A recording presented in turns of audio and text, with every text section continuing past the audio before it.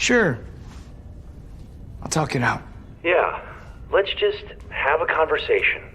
Track 3.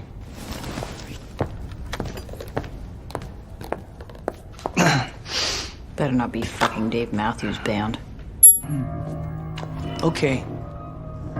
Those of you who don't want to be a part of this can leave now. Derek, please listen to me. But if you choose to stay, which it seems like you guys are choosing, Derek, please. you understand and agree to the following terms and conditions. Derek! 1. Derek, this is the virus You talking. hereby waive your right Derek, please. to your own personal bodily integrity. This is not you. 2. I'm a license. Per the state versus Neville Reed, my colleague and I will not be held criminally liable for any felony or misdemeanor that you may be a victim of, including, but not limited to, aggravated assault, aggravated battery, disorderly conduct, destruction of property, mayhem, and first-degree murder. And 3, terms and conditions may change or be updated whenever the fuck I want! Consider yourselves notified.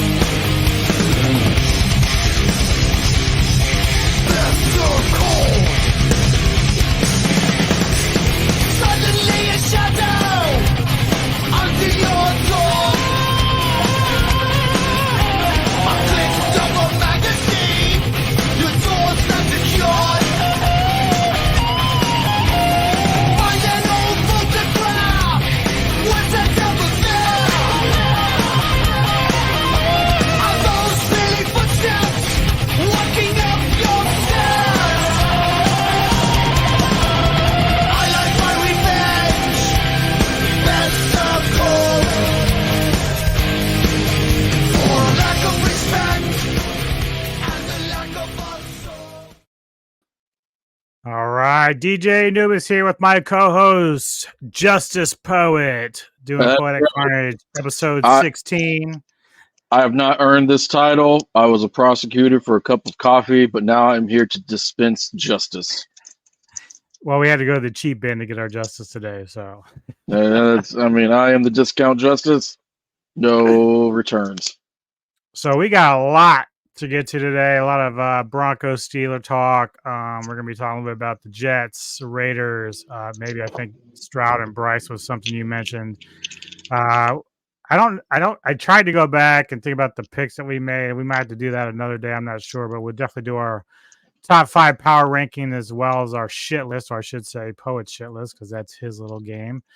But I'm gonna dive first before I get into the Broncos stuff because there's a lot to talk about there, obviously.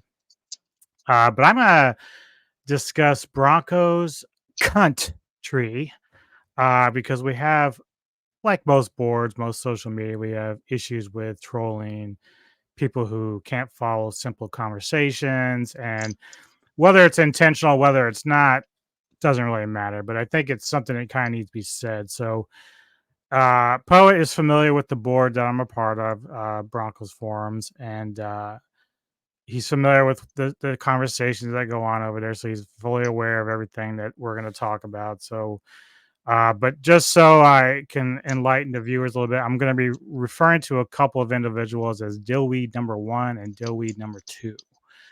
And so to put it out there first, Dillweed number 2 kind of piggybacks off Dillweed number 1 sometimes, but eventually Dillweed number 2 finally comes around to some decent conversation. So he's not near as bad, but still has an issue there. And the problem that both of these guys face is that they can't understand nuance and they can't be objective. They can't handle objective criticism. So it's really one of these things where you can post something, explain everything, or even if you're just doing it in a heated moment. This is something Poet knows well with me is game days. I'm frustrated with what's going on, so I will lash out, not at anybody on the board, but lash out at the team, talk shit, do my thing. Everyone uses that board as a venting platform. And so I will say things and I will criticize everyone from the head coach, even Patton, all the way down to the guy on the bench. So I will chew their an ass. Like, so the things that go on during the game day threads or even afterwards, if I post something, all of a sudden I get a couple of people who decide that they want to select one thing out of the entire thing that I said and kind of run with it as if I'm like hating on this. In this case, Russell Wilson gets brought up in my post. He's not even the biggest reason why, or even like anything like I didn't put any like percentages on it. I just made a general statement, and all of a sudden, it just got these guys in a bit of a tiff, and they wanted to start trolling. And but here's the thing about clarification on what a troll is, okay? And this is why I got to the determination I did with Dewey number 1. Dewey number 2 is not ignored. I gave the reasons why. Dewey number 1, I finally had to say, you know what? It's time, dude. It's like time to put you to bed. Like, you're entertaining at times, but then your stick gets old, and then like I just have to kind of put you away because I can't even have that good discourse with you because you're just too much of an asshole to get over your own ego. But here's how you identify these guys: blindness to evidence. So if I was telling Poet this on the backdrop when we were behind the scenes. Daily number 1 was looking for stats and figures on a certain topic about whether or not Russell Wilson holds on to the ball too long. Now, I wasn't asked to do it. I didn't really have an opinion too much on it at first, but I went out and looked. I just said, okay, well, Jay is looking for, or excuse me, Dilby number 1, looking for information about whether or not Russell Wilson holds on to the ball too long because he asked. So I went, okay. So I went out. Especially last year. I just want to sprinkle that in. Yeah. So I go find these stats, and I can't tell you whether or not this site is legit. It does sound legit. It looks legit. It looks like they put the research in. I went and checked a couple other articles that brought it up both with Denver and Seattle. Like this was something that Seattle was talking about too while he was there. And then I just posted them. I said, okay, here you go. You take it for what it is, read it up or whatever. Well, Dan Dilley, number 1, wants to move the goalposts. He starts talking about other things not related to Russell Wilson. And it's fine, except for the fact that you just kind of want to disregard what I just brought to you. So I could have brought you like certified facts from Wilson's mouth himself saying he holds onto the ball too long. You still find a way to tell me that it's wrong. You just would. And then what happens is,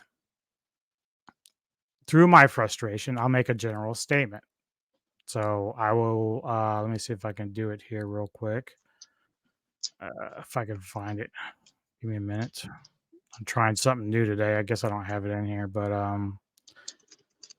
so I made a general statement to where the fans sometimes frustrate me on the board. I didn't name any names, nobody in particular. Just as the conversation's going, there's about a dozen people talking throughout the thread. And so I make a generalized statement, and of course, these two individuals want to push back. But here's the difference, right?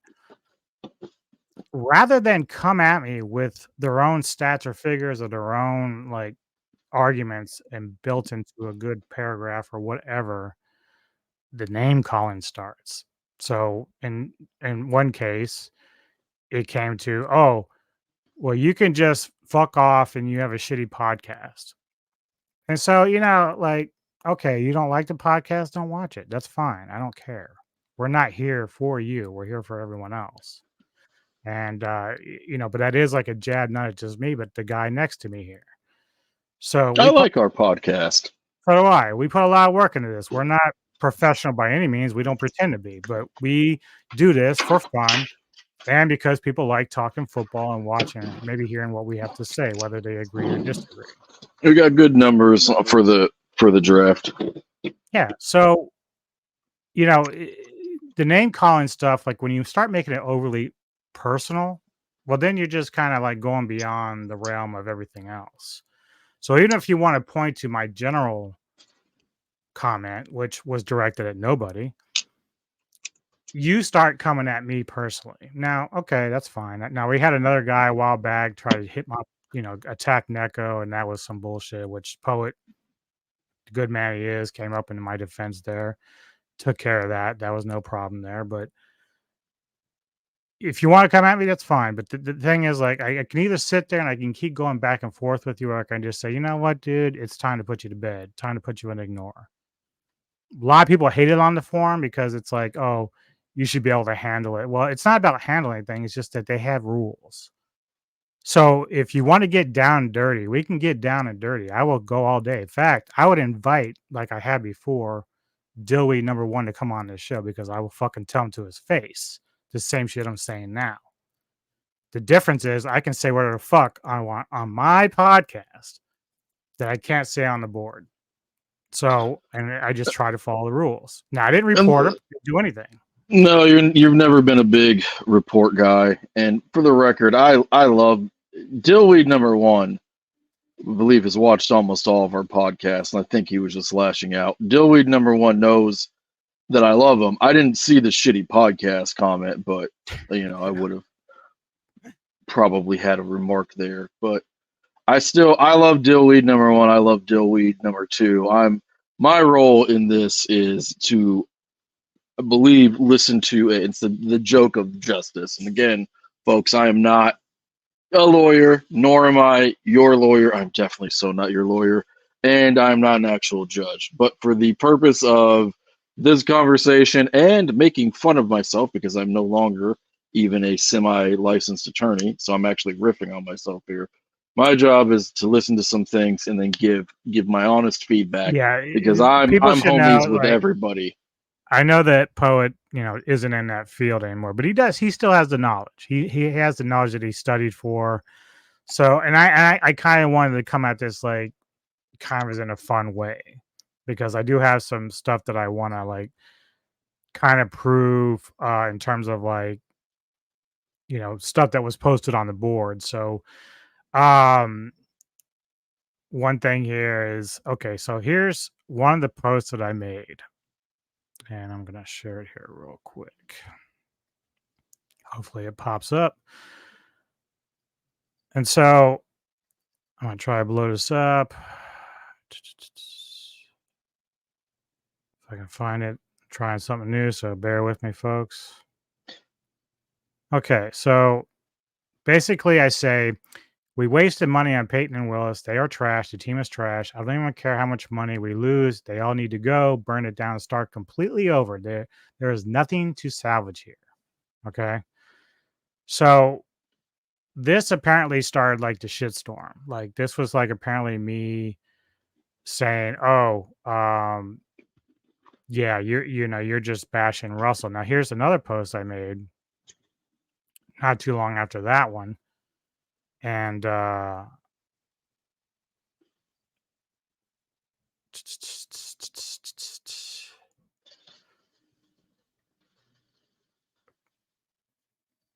this one here, I say it's a fucking no-brainer that the defense blows. That isn't even my argument here. It's not like Denver lost 70-65 today, and trust me, I've seen games like that in the past between the Dolphins and Jets. The reality is as bad as VJ is, the offense still isn't and hasn't improved. Now you can argue play calling's better. It Play looks more calling is creative. coherent. Yeah, it looks creative. We know Hackett was kind of like bare bone shit. So if you want to argue that it's more creative, sure, I'll agree with you there with that. But we still had penalties. We still have lack of discipline. We still turn the ball over. And then, of course, they tell me, well, we should have had like 21 more points because of either turnover to penalties. We got called back. Well, that's woulda, coulda, shoulda, man. That's what I said here. That's not how it works. Right. I'll respond to that part real quick. Sure. It is very easy to look at calls that go against your team and do that. And it's therapeutic. And I'm going to complain a lot about the stupid roughing call against Minka Fitzpatrick on Jimmy G. Right? It's a bad call. He didn't rough him by the rules at all. Even the online television ref guy, who's usually an apologist for the refs, was like, no, they fucked up. However, it happens to all teams. And you also just don't know, because of how the camera is set up and it follows the ball mostly, how many times your team gets away with holding, or whether it's offensive or defensive. Like it's quite, if you just make it a concept, if I lose out on points or first downs and stuff like that because of bad calls, but I don't get penalized all game for a bunch of holding and stuff, and I know that holding happens on every play, so I'm talking about egregious stuff, then I might actually come out ahead in terms of that being a calculation. Now, sometimes bad reffing is just fucking bad reffing. We all watched the replacement refs fuck up a lot of stuff. We've all seen some calls, like, they're just so obviously bad that it's hard to move past it. But you can't just say, if you start doing well, it should have been this, this, and this. Denver fans did that for Case Keenum, and it didn't work out well because Case wasn't good enough. Same thing for Trevor Siemian. It didn't work out because Siemian wasn't good enough. Yeah. Flacco just obviously wasn't good enough. A lot of calls, there's some badly ref games against the Peyton Manning Broncos, but they still won a bunch of fucking games because Peyton Manning was, he's my GOAT. He was obviously good enough. And that's what I'm getting at. You can't hyper focus on that. And at least if you have to turn around and talk about the fact of how Miami got screwed, or the fact that they were just so good that the refs just didn't matter. And that's probably what you should focus on. It's easy to do that when they score 70. But do you remember the Saints games when they kept getting screwed by the refs? And it's like, okay, that was a bad no call. But guess what? You blew a big lead. You turned the ball over in overtime after you got the ball in overtime. Like all these things where it's like, if that team could not, I'm not saying that they didn't, but if that team could not get over those bad calls, they were never going to win a championship anyway, because they screwed up so many things that it's just not being accountable by going, well, yeah, we did these 4 or 5 huge swingy, awful plays, but the ref should have called that. And then not talk about, like, in that infamous no pass interference game called against the Rams, I believe it was against the Rams, and then talk about the roughing that wasn't called in the red zone against Goff, right? That one sticks out to me. And I'm a Sean Payton guy and I actually like the Saints. But, there was a couple years the Saints got some rough luck in the playoffs, but they were largely to blame for their own stuff. And so I've always rejected, especially more in football than other sports. I mean, college basketball is such bad reffing that it's probably the easiest to throw a loss on college basketball while being, reasonable. But you can't just be like, well, this penalty happened and that penalty happened and all that happened as well. It's just not how it works. Everybody gets screwed. I mean, everybody gets screwed. It Yeah, just it's is it's what a it common is. thing, but it is what it is. Like you can't just say if it happened. Like the problem is it didn't happen. Yeah. And in 2 games out of the 3 that we played, we scored 16 and 13 points. That's the same we've been doing all along. You can't just point to one other game and say, "Ah, that means we're much better." No, it's not because we'll get to some of that when we talk about it. That was like a lot of garbage time shit that we came up to try to catch up after giving up the lead. Back to my list here for the troll. So number 3, topic redirects. This is always the best one. So again, if I say that there's 5 different things that are wrong with the Broncos and Russell Wilson has to be on the lower end of that spectrum, that's not what these 2 dillweeds focus on. They focus on the one thing that I say, which is Russell Wilson. And that's a problem. Like you're not reading the entire thing and you're not paying attention. Attention. And if you're going to if you're going to do a thing where it's like I'll make it easy, clean example. Hey, I agree with 4 out of the 5. I want to talk about the 5th one because I Mhm. think that you're wrong, whether I think that he's not the 5th, whether I think he's not a problem, whether I think that maybe this game he was a problem but he wasn't overall, whatever. Like there's whatever facts. I can't come up with a scenario for every last stance that somebody might have. Then you make that perfectly clear. Okay, I'll to since I'm Justice Poet. If you go before a judge and they ask you a question, all right, especially in appellate court, and sometimes they'll fucking set you up for you to dunk on yourself, and they'll be like, so it's X, Y, and Z, right? Yes, yes, Your Honor, it is X, Y, and Z, and A, B, and C, correct? Yes, okay, and then 1, 2, and 3, yes, Your Honor, and then here's the dunk. So you said all of that, but didn't the case say that if it's this way, and this way, that actually comes out that way? And they might do it because that case might say that.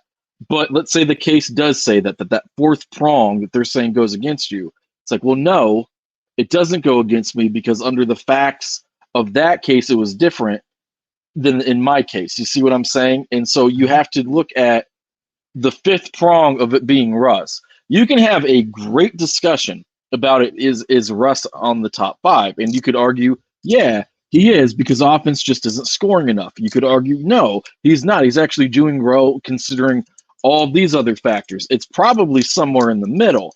However, if you're going to do that, if you're going to focus on that 5th prong, you need to identify that that's what you're talking about, that you acknowledge the other things. You have to actually lay out an argument, not just pick that part and go ham. It's basic communication.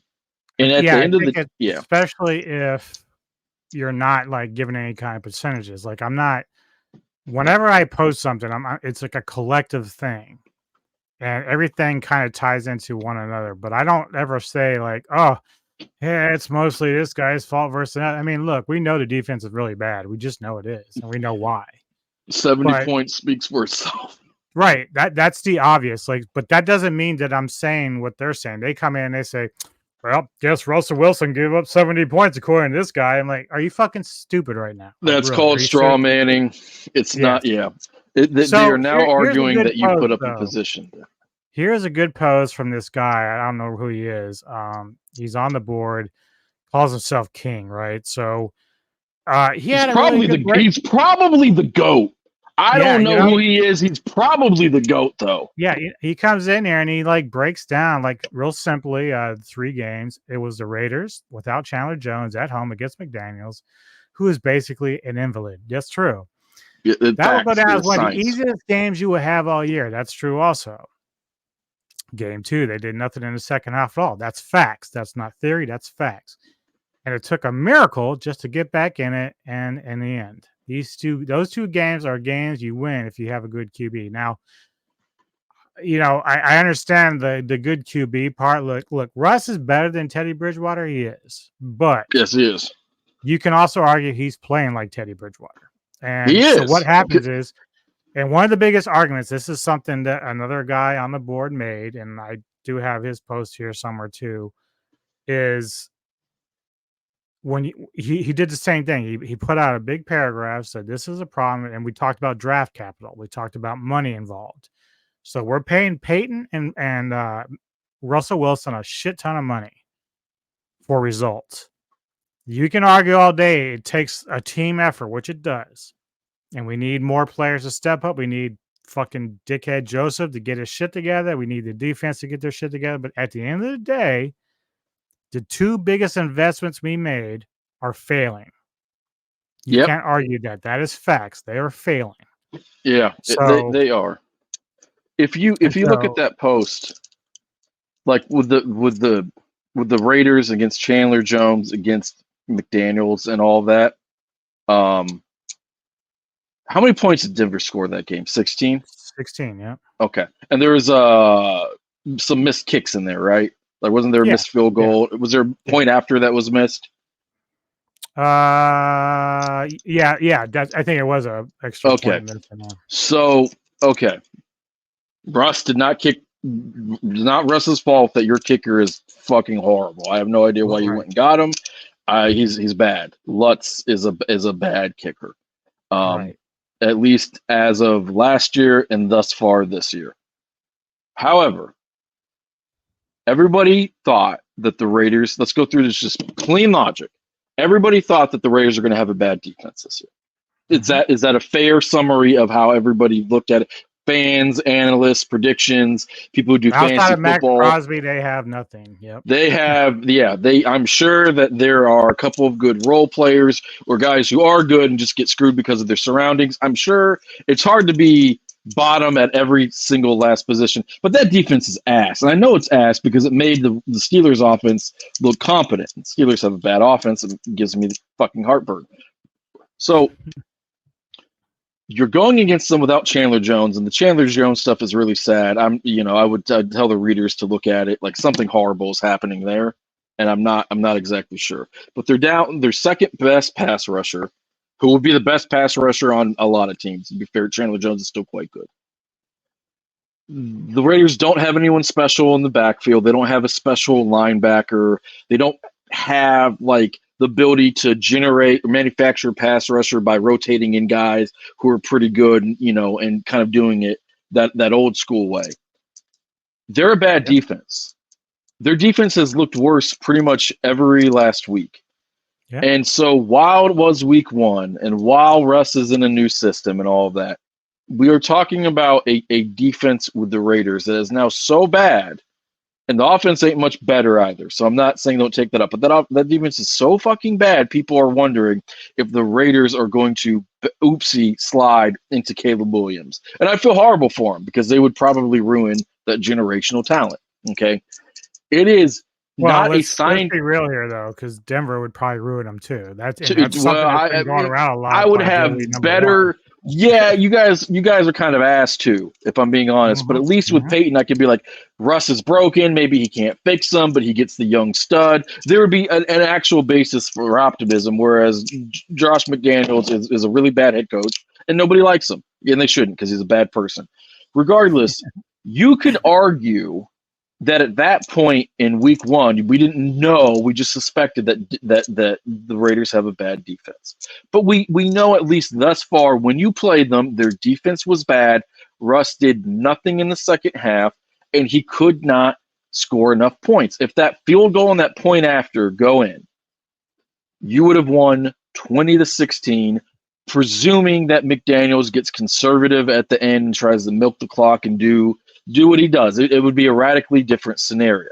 So if you pull that post back up for a second, I'm not saying that what I'm saying there, because spoiler alert, I am King 87. If you didn't figure that out, I love to sell you a bridge, many bridges in San Francisco and Manhattan, all of the bridges, where I'm a tycoon.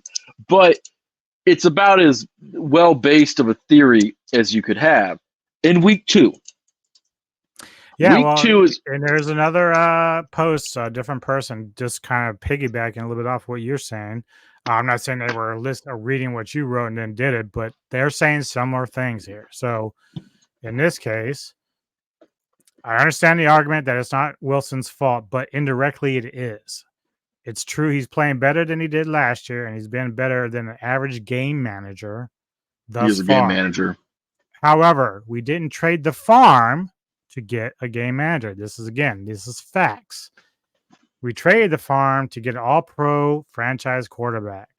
He's directly responsible for the lack of talent we have, and he's not playing anywhere close to good enough to make up the difference. And that's the difference between him and Peyton Manning. Okay. Manning Yep. can make scrubs look like all-stars. Russell Wilson cannot. Not And that's what anymore. we're learning. Right. That's what we're learning here. Not anymore. Like I will say for Russ, there's this really wild conversation, in my opinion, that Russ isn't a Hall of Famer anymore. To me, I think that's just so blatantly disrespectful to the man's career. I really don't care. I really don't care what he does from here on out. That just means that he's physically declining. He's obviously not as fast as he was. His arm isn't as good. The lateral quickness, et cetera, et cetera. It's not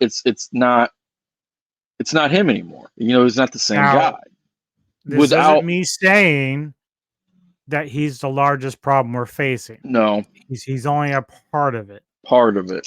Clearly, the defense is not anywhere close to what it was last year. 70, to quote Shannon Sharp, they gave you 50 and then an extra 20 nuggets on the side. They just gave you an extra 20.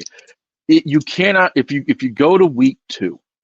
Week 2 is the most contentious part of the Russ argument, and I get it. Okay. Yeah. If you look at him in week 2, once again, first half he's really good. Now towards the end of that first half, he throws a bunch of passes. I think 2 in a row that should have been picked. Okay, he has that horrible fumble. All right. In the second half, he's just flat out bad. Like you can look at his QBR in the first half is 90.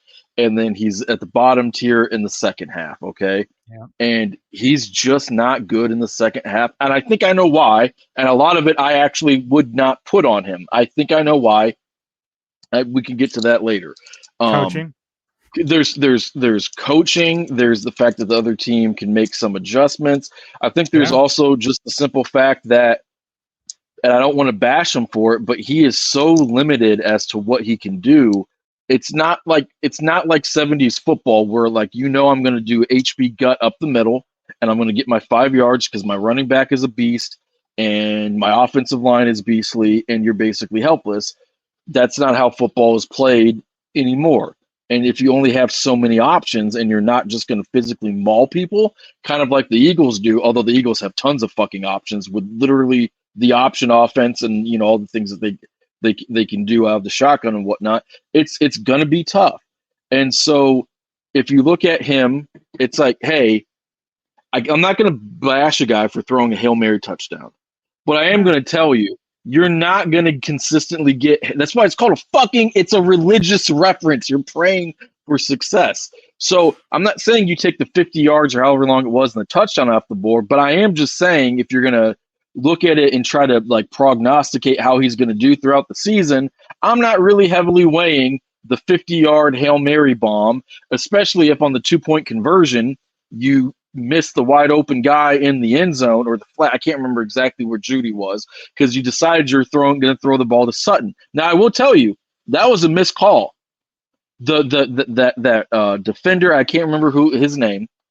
He held Sutton, then he face masked Sutton. Then he pass interference Sutton. I mean, he committed the penalty before the ball was thrown, while the ball was thrown, technically after the ball was thrown. He was very thorough in breaking all of the rules on defense. And they should have thrown a flag.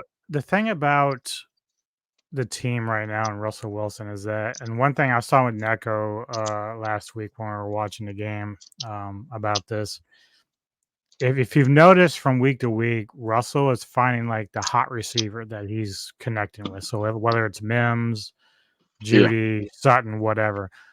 One thing I've noticed, and this might come into the whole holding on to the ball too long, is that once he starts having success with one of the receivers, he doesn't seem to want to mitigate or go outside of that. So the minute you pointed out that the Commanders adjusted their defense in the second half. So I don't know how many yards or anything Mims had, because Mims had a pretty big game in Washington, I think, against Washington. So I don't know how many catches he had in the second half. I don't think it was near as much in the first, but Russell seems to have a hard time like including the rest of the core group into his game plan. So I think he thinks, okay, I'm hot with Sutton right now. I'm just going to keep sticking with him. And sometimes he may throw a pass that shouldn't even go to Sutton, but he does it anyway because he doesn't want to look outside that box.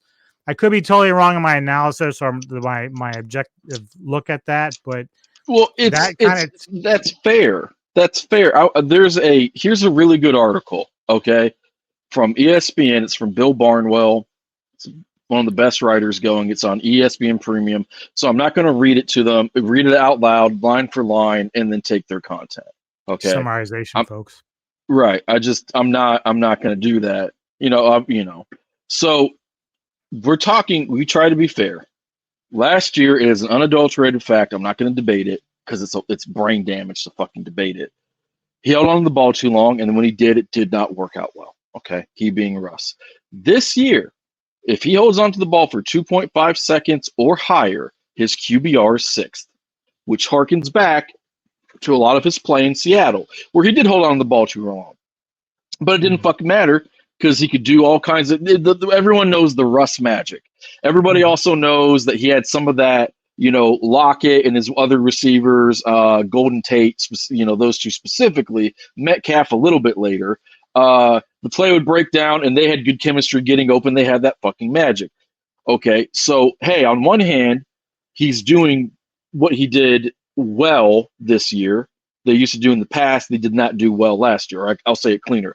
Last year, he did a thing, hold on to the ball too long, and it did not work, which flew in the face of most of his career. This year, he's back to doing that, and it works. So to criticize him for holding on to the ball too long this year, you would have to solely do it on a play-by-play basis, which he is accountable for because he's the fucking quarterback. If I throw 7 touchdowns in the game and I'm the man, and I throw 2 picks, I still threw those 2 picks, presuming the wideout didn't fall down or something wrong. You're still accountable for it. I would hope you'd win. You threw 7 fucking touchdowns. But last year, you pretty much could just wholesale say, oh my God, he holds on to the ball too long. What are we fucking doing? Because the line was so bad that you couldn't hold on to the ball long to try to make a play. If the play wasn't there, you had to move on. This year, the line's still not great. It's not as bad in that regard. Now, here's the flip side, because multiple things can be true. The article notes that Russ is getting pressured at the second highest rate in the NFL. That is bad. But but it's not always because of issues with the line. The film will show, and I'm paraphrasing, there are multiple moments a game where Russell Wilson gets to the end of his progressions and he freezes up because he doesn't know what to do with the ball and nobody is open. He's accountable for that. So if he's awesome in this situation 80% of the time and he's a dumpster fire 10% and it's somewhere in the middle, the other 10%, he's accountable for all of that. And, with the holding on to the ball too long thing, that became a big contention on the board. And while it was, pretty fucking obvious, like with all the offensive line guys that people used to love to listen to when they bashed on Bowles, when everybody wanted to hate on Bowles, and then we ignore those same pundits when they're like, yeah, Bowles is pretty good now, are sitting there going, that sack, that hurry, that hit, that sack is on Russ because he's screwing up. People then suddenly they pick and choose. It's not an appeal to an authority. It's really more so about consistency. And if you want to argue with the authority, in this case, I'm referring to Stink or Schlereth, that's completely fine. I argued 4 years ago when Bowles was really struggling that he was getting blown up on an assignment. Stink was saying he was getting blown up on an assignment. And I was like, no, he's not. Look at the film from the other angle. I don't know if it was Keenum or Simeon or what shit quarterback you had back there. Basically rotated into the offensive line or into the offensive lineman and the tackler, and then kind of fell like a baby, like a fainting goat. It was like that wasn't on. The guy was blocked, and then they ran into them and made man love, which is fine. It's 2023, and then they fell. You look at how these games break down, and it's amazing the first half, horrible in the second half, huge mistakes at the end. Sometimes they don't line up. Sometimes they do. And then you get to game 3. where Russ clearly wasn't the one who gave up 70 points, but he also quarterback to the accountability level is just staggeringly high. So I want to take the reins on game 3 just for a second, because I think that I have the best take on it, and I think it's actually the only valid take on it. And that sounds kind of arrogant to say, and I will live with it, because as a poet, I'm allowed to be slightly pretentious. It is not fair to blame him for that loss. It is fair to say, hey, if your defense is getting its teeth kicked down its fucking throat, why don't you put together a long drive so they can rest? So maybe, just maybe, they can go out there and get some Something I got brought cohesion. up about the lack Do of something. substantiated drives, you know? Yeah, and it is. And look, I'm not saying if it's like, wow, we just gave up a bunch of points and then I threw a dime for a touchdown, a bomb for a touchdown, that's bad. I'm not saying that either. Then you're getting into a shootout, and at least if it's a shootout, you're at least alive in it. But you know, I think the funny thing about this, and I'll just say this real quick, I'll let you get back to it. Sure. In that game, by the time the second half is rolling along, it's getting way out of hand. Oh, Jesus, yeah. And if I'm Peyton, I'm just like, all right, let's just start trying to run this thing and get, just try to eat up some clock so we can at least make this respectable. Because you're right. You're in a position now where you're either going to get into a shootout, which isn't going to happen because you really have to start passing to get back in the game to begin with, or you're going to start turning the ball over. I would much rather just have them start running in that type of game. Just like, don't even worry about it because you're getting your ass kicked. It's just not going to change. But you do have to give your defense a spell. Like, no matter how bad they're playing, they can't just be coming out 3 plays after. No, they can't. I mean, there is the clip of Tua. They were in the red zone, and in the huddle, he's planning what celebration they're going to go with. That is, that's Tua, like the most respectful, nicest guy in the world. And they're like, okay, we're going to score, and we're going to do the Congo line or whatever the fuck celebration it was. Like, that's when they know that you're broken and like the game's over. They're just going through the motions. Yeah. If you start to run the ball and then you start doing some play action, which Russ's play action stats this year are actually quite good. You can try to get to the point where, hey, we score, we stop them. Maybe we need some luck. Maybe we get a turnover. Maybe there's a bad call that goes our way. Maybe the Dolphins just relax and they shit the bed and they screw up. And you get another score, and you start stringing yourself back into it. Now, is that likely to work? No.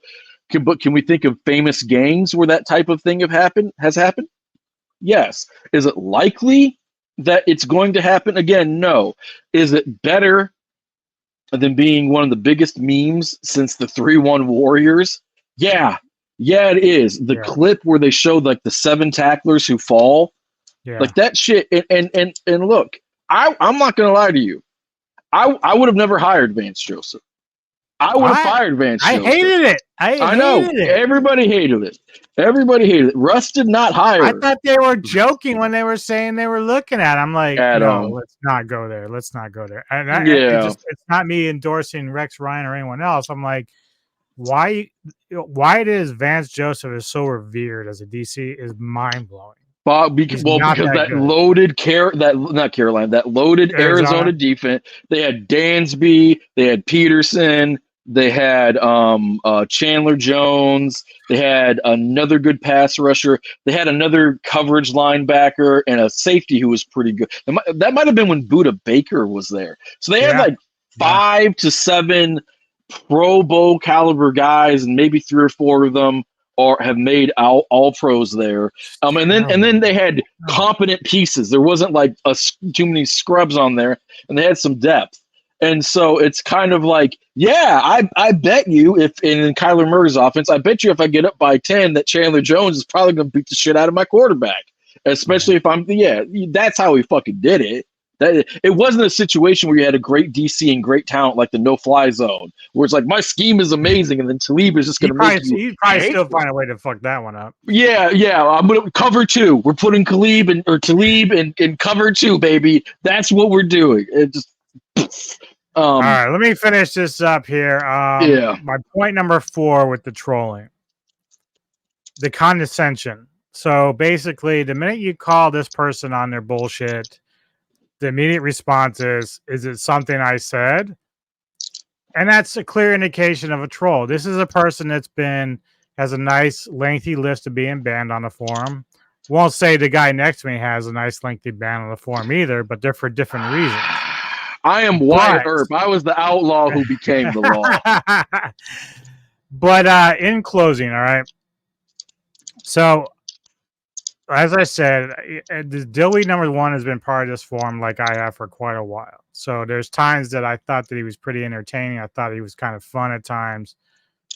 But then there just comes a time when you're just kind of like, you can't do it and you get tired of it and you're just like freezing up. That's what it is. You freeze up. I thought it was my computer for a second. Yeah. I would like to take this time to say this. You're my bro. Dillweed #1 is my bro. Dillweed #2 is my bro. Okay, everyone here is my bro as far as I'm concerned. I understand your frustration. I think was it something I said thing is more shtick, and at that point it's kind of a running gag. It's become a meme on there. It is a meme, and it is one that I've been hit with a lot, and I tend to personally think it's funny. That's also the reason why I think he just does it to troll. So it's like, even if he's intentionally doing this, it doesn't add any value to the forum. And so, like, if I'm watching a game, like maybe Dillweed #1 is already checked out. Like maybe he checked out 5 years ago with this team. I don't know. So maybe for him to get on the board is just about poking the bear with everybody. Maybe that's what it is. I don't know. What I can say is I've been a Bronco fan since '82. So I've been there a long time. And I've dealt with the ups and downs, all the good moments, the bad moments. And we're in a bad moment here. So if I use the forum as my venting tool, and even though I do my own bit of trolling here and there, I have my moments. If you're just going to spend your time doing that, I don't have any use for you. Like, I don't care how good of a person you might be outside of that forum. If you're just there to like try to like irritate people, then why am I paying attention? I think that he makes posts and he's serious about, and he has ideas that he's serious about. I think that he's just so all in on, and I say this lovingly, being himself at all costs. Because I think I'm totally fine with individuality. Otherwise we wouldn't be fucking friends. Because I'm weird as shit. I have 17 nicknames, like, and I get it. My hope is that there will be a reconciliation, and you two will be broskies again. Maybe he just needs to come on the show so I can fucking yell at him. We tried to get him on for he's a big Draftnik guy. We wanted. He's apparently technically challenged, I think. So I think that's part of it. Self-admittedly technically challenged. Yeah. It was. Yeah, there's some funny stories that I could get into about him using. All right, let me just go through my Bronco points real quick, because I do have one big thing that I'm going to just rub in Dillweed #1 and 2's face. But then I want to get to some Steeler talk, and then of course we got some shit with the rest of the league. So first off, and I know that this will hurt Dillweed's feelings, is that Vance Joseph is trash. Trash. I can't say any louder for you. He's trash. He's a huge reason why we suck donkey balls. He should never have been hired. Should have been fired. Payne's not going to do it for whatever reason. Who cares? I mean, we're in a bad season now. We're already 0-3. One question I'm going to ask after my next point with Poet. But the first thing I'm going to say, and I talked to Poet a little bit behind the scenes. So Dillweed #2 likes to use this thing with Russell Wilson and Patrick Mahomes about their stats being identical in terms of where they are right now in the year. And they are. If you look at their yards, touchdowns, interception ratios, it's all very similar. So you're like, wow, that's pretty impressive, But one team is 3-0, the other one, or 2-1, the other one's 0-3.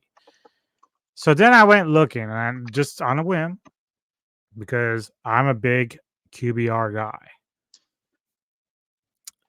The difference and the thing that Dillweed #2 is missing when they try to use these stats between these two quarterbacks is the QBR numbers. So right now, in 3 games, Mahomes is at a QBR of 69.3. Wilson is at 59.4. Yep. Now, the only reason why I bring this up, okay, this will never change the fact that Russell will probably be a Hall of Famer when it's all done. But Deservingly so. For Poet and anybody who's ever been on that forum, they know I made a thread a while back, a year or two ago, about QBR and how it works, and it encompasses everything that a quarterback does. So you can look at Russell's stats, his first 3 games, and say, wow, he's playing really good. And he is playing better than last year. We know this. But the QBR, man, you have to pay attention to that because there's other things involved with the QBR that don't get taken into context. So it could be whether or not is Russell being clutch when he needs to be clutch. So if he needs to make that 3rd down pass, is he getting that done as opposed to Patrick Mahomes? Or is, like, for instance, we brought up the 2-point conversion at the end of the Washington game. If he That play drives me insane. If he doesn't miss the wide open player, that goes into his QBR. That means you fucked up, dude. You didn't see the guy you should supposed to see and didn't get it done. So Russell's still not the biggest issue of the Broncos, but you're trying to use stats against these 2 players, and they couldn't be more apart from each other with the QBR. They couldn't be. And you're picking Mahomes because he is hands down the best quarterback in the league. Well, so I'm that's why because that's who they're choosing. That's who no. I'm talking about them. I did not articulate. Yeah, they're picking Mahomes because that's the bingo number. They're not picking Tua. They're not, because it's like, well, it's Mahomes. See what he's doing.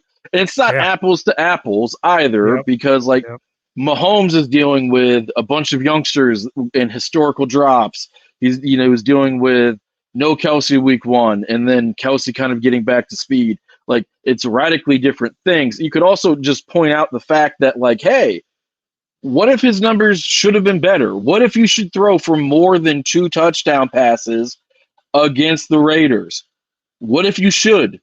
What if, just maybe, you shouldn't have the horrible fumble that made no sense that helped get the Commanders back in it? What if you shouldn't have to rely upon the fluky Hail Mary, which is bloating? I mean, that pass was like 50 yards and a touchdown. That is a substantial amount of his production in that game.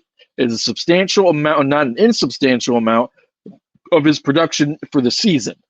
Mm-hmm. You just have to look at it, and then especially when Teddy Bridgewater, correct me if I'm wrong, didn't he have a hot start in one of his years for Denver? Like, he had that 3 touchdown game against the Giants. Yeah. It was early this season. Yeah, early, like the first 3 or 4 games, his numbers were really, really, really good. But everybody, even myself, when I was a Teddy over Drew Lock, because at least Teddy can somewhat function as a quarterback and Drew is a doorknob. It's like, yeah, he's not going to keep that up.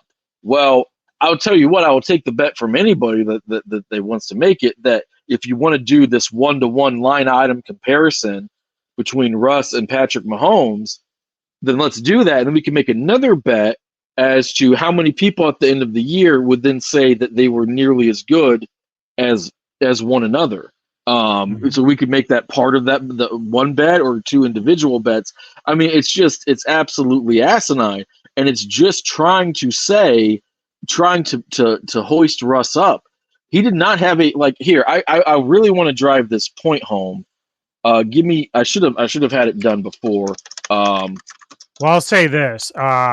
When I talk about the QBRs, when we say that they're not really close, so Mahomes is currently at 5th as far as the highest QBR of the season so far. Yep. Russell is at 13th. Now, guess who's number 2? And this is going to drive Dillweed number 1 crazy, but it is Brock Purdy. Yep. Yeah. Purdy. Very Purdy. Followed by Haybear, Goff, and then, of course, Allen's up in there. And that's one of my issues with QBR, because I think it's better than the old rating. I think it overvalues efficiency, because if you overvalue efficiency, you get these weird things where it's like Case Keenum in his one good year was better than Matt Stafford when Stafford threw 41 touchdowns but 18 picks. It's like stuff that just on its face doesn't make sense. And Russ, to your point about QBR, he's 59.4. He's 13th, so he's in the top half of QBR. So QBR is saying, even though he's swingy from half to half, that overall he's playing fairly well. And so that's what boils into, Is he playing fairly well? Is it that game manager efficiency type of stuff that's okay, but that's not great, and that's not why you traded for him? Which, spoiler alert, That's what that would I'm be the getting at. conclusion. You're not paying him the money you are to be 13th in QBR. Now I know that's Or not everything, no, but that's what? No. showing you exactly what's going on. Like when you try to compare him with Mahomes and you're using these stats, you're not looking at everything. And so, And you're paying him to be clutch at the end of the game. If he was ass, he's not even top 10 right now. That's sad. no, he's not. And it's not like, oh, he's not top 10, but this is a historically high year. It's like, okay, fine. You have like a lot of guys who are really good and guys who took elite. Jordan Love is like at 6. Hey, Jordan Love can play. Jordan Love can play. Oh, but you know what? And I really love this, right? So number 11, this is that thing you were talking about with Keenum. Yeah. 11 though is Gardner Minshew. Okay. So that's going to drive Dilley number 1 even harder. So he's getting beat by Porn Stash. Okay. That's who he's getting beat by on the fucking scale. It's not to say that Minshew is a better quarterback. He's not. It's saying that right now he's playing more efficiently than Wilson is. And you can't really buck against that because you're trying to argue, even though everyone knows Mahomes is way better than Russ. Well, right now they have the same stats. Yeah. Real quick, I want to go through these stat lines because there's sometimes people go like, oh, all you people care about stats. I'm not a stat head. I take a holistic approach, whether it's what are the stats, what do my eyes tell me, what do pundits, and not all pundits are created equal, what do they say, and then what is the historical track record of somebody. Those are my 4 prongs, okay? And so, since this board, call me a liar if I'm even if I'm just exaggerating. Since that board has been in existence, I have hated game managers, and I hate a blind reading of completion percentage because it is the equivalent of comparing a layup to a 3-point shot in the NBA, which is why they have true shooting percentage. True shooting percentage is a very useful stat for our basketball fans. Did anything I just say, is that even a slight exaggeration? Nope. No. Okay. All right. So I have the track record to say it. Okay. So week 1, Russ, 27 completions out of 34 attempts. That's almost 80%, 79.4. Okay. It's what you want. Yeah. It's what you want. How many yards off the top of your head? Do you know how many yards he threw for? I don't remember. I'm going to say 177. 177 is exactly right. So you do remember. Okay. So that's a hot 5.2.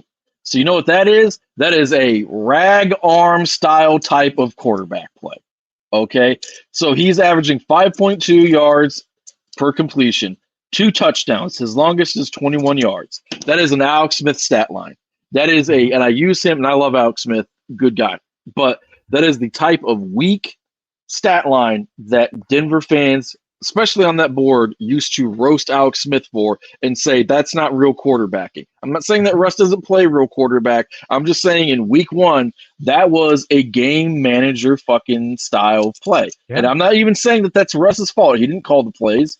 I'm just saying that is what happened. I mean, if you're worried about your line, the idea is to get the ball out as fast as you can. So if you're throwing 5-yard passes, then you got to do it. Yeah. Now, the one thing you don't want to do is hold on to the ball and take sacks. That's the worst thing. Doesn't. Yeah, and it doesn't help that he is one of the worst passers in the league. Let me double check that. Let me make sure I'm not exaggerating. As I don't. Do you remember a few years ago, way back when Brunel had that big game where he completed like 9? Yeah. But they were like 2 and 3 yards apiece. Right. But they were making such a huge stink about it. Yeah. Well, Brunel, but at least with Brunel, like he hit an All-Pro. He was a good quarterback for a time. He's like your mid-grade, above average guy. So but I'm just saying that one case where like the commentators and the media were like, "Oh yeah, he broke this record." I'm like, you understand how he did it, though, right? Right. Yeah. He wasn't playing like Tony Romo football where he's like, "I'm throwing that bitch deep every play." Right. Wilson's QBR when holding the ball for 2.5 seconds or less ranks 30th. So It's not. So I'll just tell you this: correlation isn't causation. I know all that, but if you're throwing the ball quickly and you're averaging 5.2 yards per carry, which would be like a really amazing average, like for a running back, but not good for quarterbacks per attempt or complete whatever, it might heavily involve you. Let's go to the next game. It's the polar opposite. 300 yards, 9.6 average, 56 completion percentage, 18 completions, 32 attempts. So he's not completing a lot, but he threw 3 touchdowns and a pick. Now, that was the Hail Mary pass. I don't know if how it might have been 50, somewhere between 50 to 60 yards. Okay. I mean, now, that first half is probably the best I've seen him was play. Since he's it been was in Denver, brutal. you know what I Yeah, mean? he looked like the GOAT in the first half. Now, the real flowers that he should get was the 6 carries for 56 yards. He was making some plays with his feet, not just for yards, but he was escaping sacks. He looked like old Russ. I was like, damn, is it old Russ?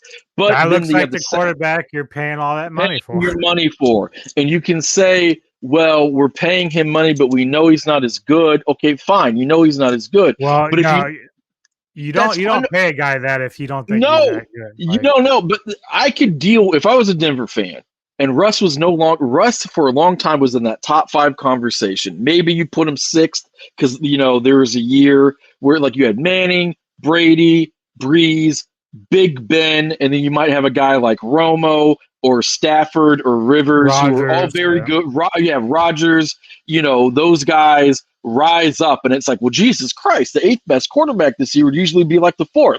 Those things happen, right? Okay, so you could have that and be like, okay, yeah, I don't give a fuck that there's 5 guys better than him this year. It's a crazy year, okay? Or maybe he falls. He's no longer the top 5 guy, but his play will tell you he's probably going to be in the top 10. I could deal with that because guess what? Trading is kind of like free agency, and you usually overpay. You could at least feel like you didn't get screwed. This caliber of play and the drain that it puts on the team for the resources and the picks and the players you gave up, not that Noah Fant is really doing that much in Seattle anyway, but he is a functional play. And God knows you could use a functional tight end. It does hurt. And let's get to last week's game. I thought it was actually his best game. I know I'm grading that on a curve, actually, because it's like how he would have done if it was like a normal game and the defense didn't just get fucking sent to the gulag. The man went out there. He threw a pick. Wasn't the best pick. Wasn't the worst. He took 1 sack, 60% for completion, 300 yards. Didn't make too many mistakes. Did the best that most people would have done. Okay, so I'm actually, if anything, I'm being kind of kind to him. And this is what I'm getting at with Russ. The nicest way to put it, he's not one of the biggest problems, but he's not a solution. But he is a bit of a problem because you need him to carry. You need him to live up to his salary. And at the end of the day, that's what drives me crazy because they yell at me about picking on him or like even singling him out in any way. But then like they're first to say, well, we got a tank so we could get Caleb Williams. I'm like, well, if quarterback's not really the problem, then why are we so worried about that now? And then, of course, it turns into this whole other argument like, well, we got to look long-term. Like, well, that's fine, but we still can't send Williams out there and to get him killed if he's got no protection. So you're not really solving the problem at all. And if you keep Russ, it's going to be a distraction. But if you cut him, it hurts the cap. But if you keep him another year, you owe him another $17 million. And Russ was supposed to be in Denver for 4 or 5 years, which would count as a long-term solution. So I would say, thinking we're going 2 more Super Bowls, baby. We were going. And the way that I look at it is, look, if what stops you is if I cut Russ, then we take the cap hit and I can't build the God tier roster with the rookie quarterback, that shouldn't stop you from going to go get the rookie quarterback. So I don't know but I hate people that like give me a hard time about like pointing out the obvious with our quarterback, even if there's bigger problems. If I point out the obvious, and not by everybody, but there's those select few. All right, I want to get to the last question for you before we jump to your Steelers. Are the Broncos running the ball enough? No. I didn't think so. No, Yeah, they're not. I think so. I look at Javonte Williams' touches. I look at Perini's touches. Good teams who are run game reliant don't get away from the run, even if they're down by 10 points. Yeah. Okay. You do not do that, because once you do, you're going to ask your quarterback to, at the very least, regardless of how good they are, run an offense that is not suited for this situation. What you want to fucking do is run the ball a little bit, so they have to, at least respect it.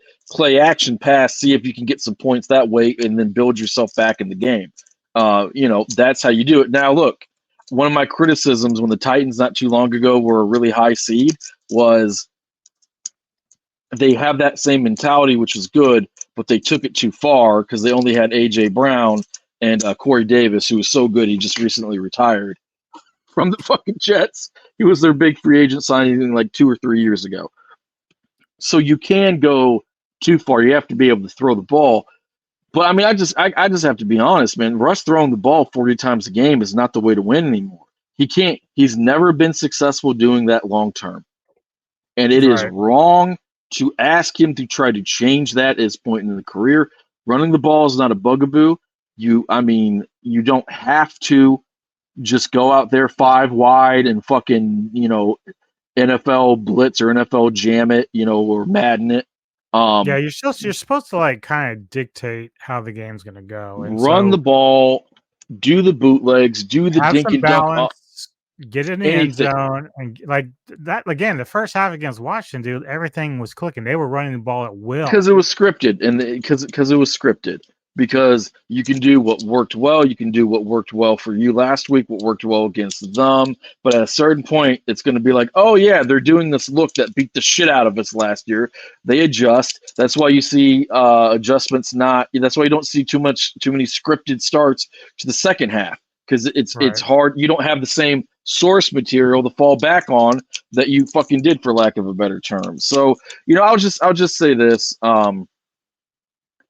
It is not necessarily fair to Russ that he is one of the biggest problems that the Broncos have, because with this level of play, because that means that everything. I know. I'm just summarizing. I know you're not, because it's like Russ wasn't the guy who makes Patrick Surtain look like a fucking scrub. Russ is the guy. Russ isn't the guy who was like, you know what? And I'm gonna stand on it. I didn't like it. Now I feel like I'm proven right. Trading Chubb for that first-round pick was a horrible fucking choice. You have no pass rush without him. He also was a reliable fucking tackler. It is high. I would say it's hindsight is 2020, except I didn't like it then. And then you basically took that first-rounder that you got for him and traded it to get Sean Payton, which has not worked out well. Now, maybe it will in the fucking future, but I will tell you this, it would be helpful if you could just hire a good fucking coach and not have to trade for somebody else's coach. That might be a fucking banger. But I feel this is the problem with Denver, and it's always been this way. It's like we want to patch everything up. We don't want to build anything. I don't understand the logic behind it, but now we're almost into the wasteland of Cleveland Brown territory, where we're changing coaches every other year, and then it is getting every bad. other year. And well, I got killed. I got killed for that. To the plan after Manning retired. Even though that Brock left, if we just stuck to the plan, let Trevor, whoever the fuck we had play, go into the next season, just build. We just didn't do it. And so now we're stuck. We might end up not winning any games this year. And we might get Caleb Williams, but then we're not going to have anything to work with to get him any help. He's going to die there. It would be tough. I think he's transcended. I think he could overcome it. I just wanted to say that I think for Russ, you can't ask, my mom always said, nobody can realistically ask for more than what your best is. Okay. Now, I'm not saying that if I took Russ and I put him in a different system and I gave him 3 all-pros at wide out and all-pro tight end, you could blah, blah, blah. But the best that he would still be the same in terms of what he's actually doing. This is what he can offer. He is, I would look at him and I would say this year, he is a slightly above average quarterback. I would view him. Where he is. Yeah, that's where he is on the QBR. That's right. Average. slightly above average, right? And I'm not as big of a QBR guy as you. So I'm not trying to. I don't feel like it's even fair to say that to put him on the list in the sense of no. I'd put him on the list. I'm just talking about like what's cosmically fair as a concept, because there's a way in which he's doing his best. He has gotten better. A lot of the things that are causing the team to lose aren't related to him, but it still falls on him in that contract to be able to do it. The good And thing he's about the cashing them QBR, checks. though, the good thing about the QBR is that it doesn't worry about everything else around it. It worries about his play only. I have questions about whether how reliably it can do that, but it does at least try to do that. And right, and that's what I'm saying. Like for every so when we talk about the 100%, like we talked about how 90% QBR is probably pretty accurate, because a lot of things I look at shows exactly how I feel, exactly what I'm seeing, exactly what's going on in the field. So there's that 2% that you could be referring to that's not taken into account like everything else. I think it's 10%. But the people that create the QBR admit that. They say like this is not 100% proof. No, right. It's not. Nobody who makes an evaluation system is trying to give you something. I mean, they want it to be perfect. They worked hard on it, but they're not going to say it's an analytical tool. It's one of many, and hopefully, if you have good analytical tools, you're going to use them, and you're going to find a lot of consensus, at least a certain degree amongst them, and that would be a good way to make decisions. And at the end of the day, I actually do feel for Russ. Like I thought that he came into this season, he was no longer being like a little diva, which at this point, like it's not even worth arguing. He very much was. Peyton told him to stop kissing babies. It's not about Russ Inc. All of that stuff. He doesn't have his little office, the special coaches. He doesn't have little office hours and all the done. Like he's always done commercials and had branding, which a lot of successful people have, but it's not nearly to the extent that it was. I thought he also came in, to echo Greg Jennings' points, came into the offseason in much better shape. And so I think that what's gonna happen is in the offseason, you guys will most likely cut him, and he will probably still be a starter in this league. And that is a big improvement based off of what some of his Cleveland Browns welcome Russell Wilson. Hey, well, you know what? I wouldn't wish that on him because those fans are fucking horrible, and they deserve to suffer with Deshaun Watson. No, I think it's going to be more like Russell Wilson to the Patriots. Yeah, that could happen. That's you want to take a stab at who's number 31 on the QBR list? Justin Fields. No, he's dead last. Is it Zach Wilson? Last. Nope. Oh, is it Joe Burrow? Nope. Is it me? Who? Yep, it's you. Pick it, baby. Me? He's number 31 on the QBR list. Yeah, it's not. My boy's got to do better. My boy. Right now, he is beating. These are who he's ahead of. There's only 3 other quarterbacks. Ryan Tannehill, Zach Wilson, and Justin fucking Fields.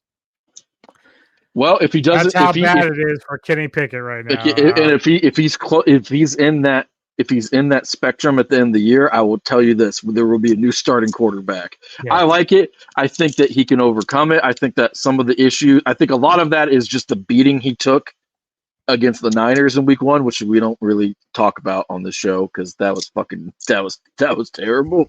My boy, look what they did to my boy. Just whipped him around. No, it was not Purdy. He was throwing the wide open Brandon Ayuk and handing the ball off to fucking Christian McCaffrey, which is actually a good strategy to win football games. I'm not blaming them. In regards to the Steelers, since we're kind of moving on, they completely dominated the Raiders. And if it wasn't for a bunch of bad calls at the end, and guess what? We overcame them and still won. Yeah, what a concept. That's what good teams do. That Minka Fitzpatrick roughing call is just objectively bad. I was going to ask you to play it, but I don't want you to play it because it just makes me so pissed when I watch it. Because it's like watching like the death of football and common sense. I have to go over some stats. So in weeks one and 2, the Steelers ran the ball 25 or 26 and a half times. In week 3, the good week of the offense, it was just under 49%. In week 1, we passed obviously 73%, and then in weeks 1 and 2 was 73. In week 3 was 51.6. So we're running the ball more.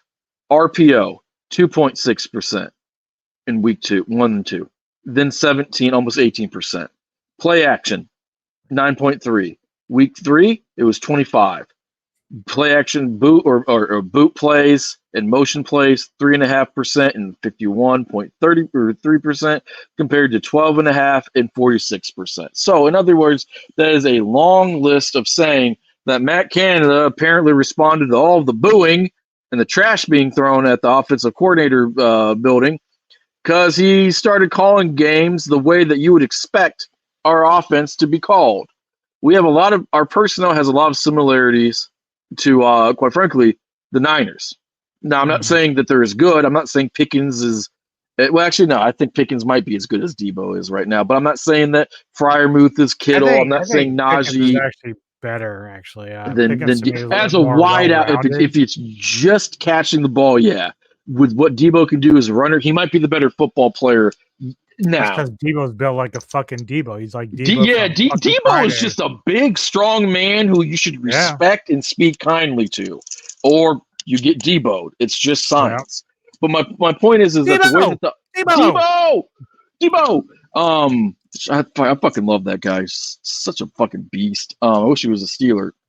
But my point is that like the offense can do a lot of stuff similar, not as well obviously, but similar to what the older Rams offense could do with McVay, some of the Shanahan stuff, some of the both Mike and Kyle, but we weren't calling the games that way, and so there was a marked difference in play calling. Now this is where I get skeptical or scaredical. Maybe we could only do that because the Raiders' defense is so fucking ass.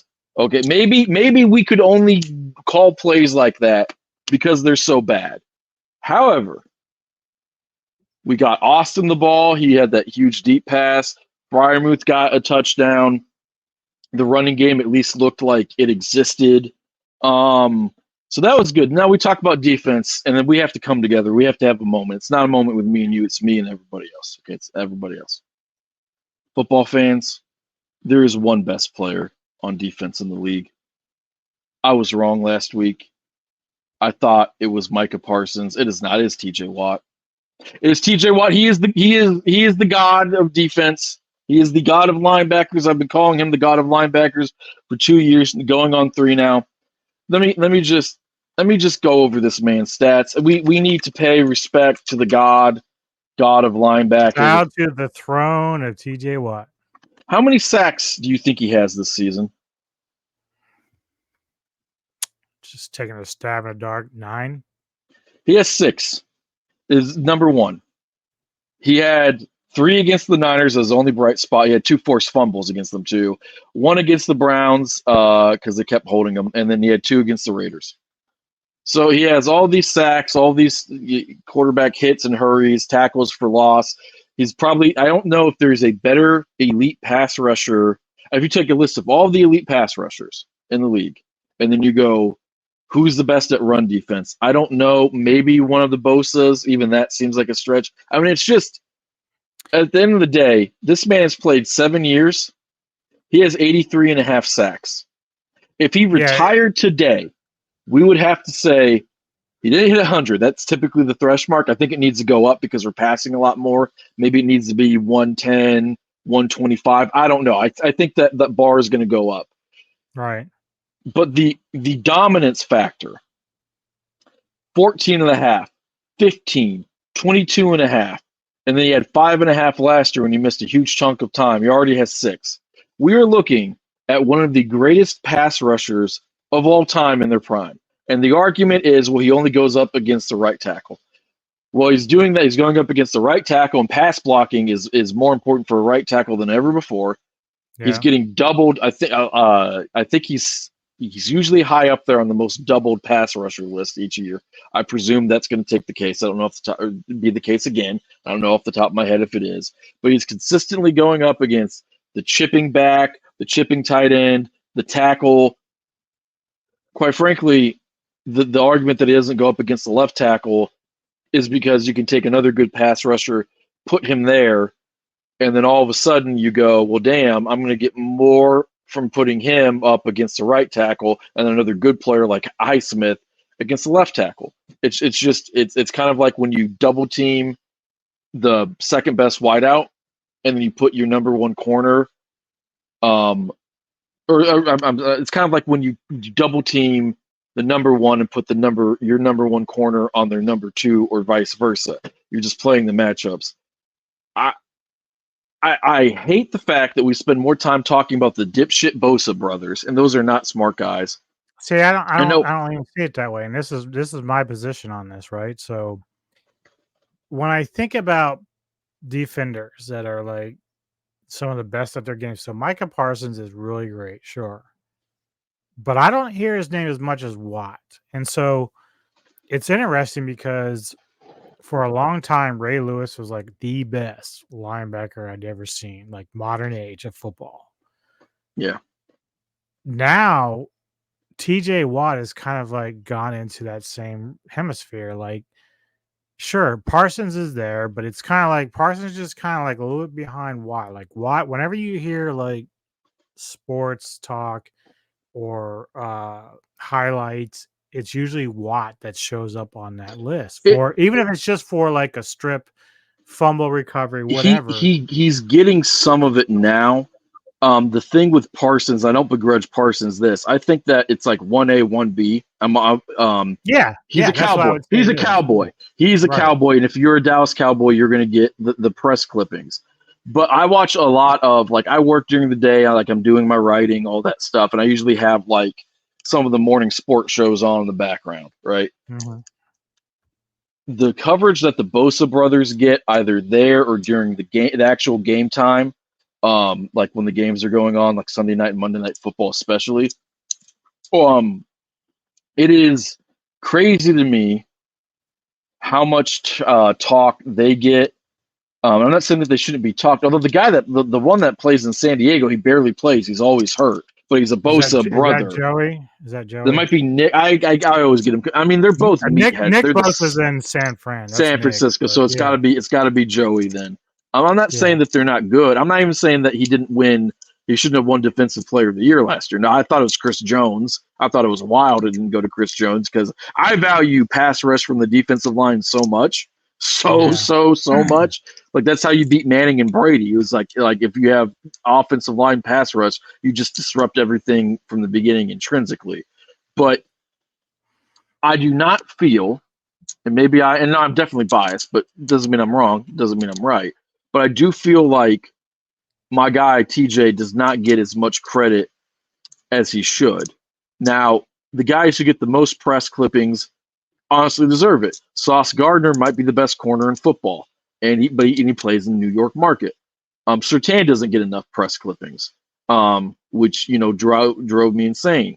A guy who was at one point in time, in my opinion, the best defensive player in football who never got any talk, Calais Campbell, was a bad motherfucker, but he played in Arizona, and then he was a huge get for the Jags, and they kind of weren't as good, and he was a Raven. He was quite good for the Ravens for some time. He wasn't necessarily as beloved as he should have been, in my opinion.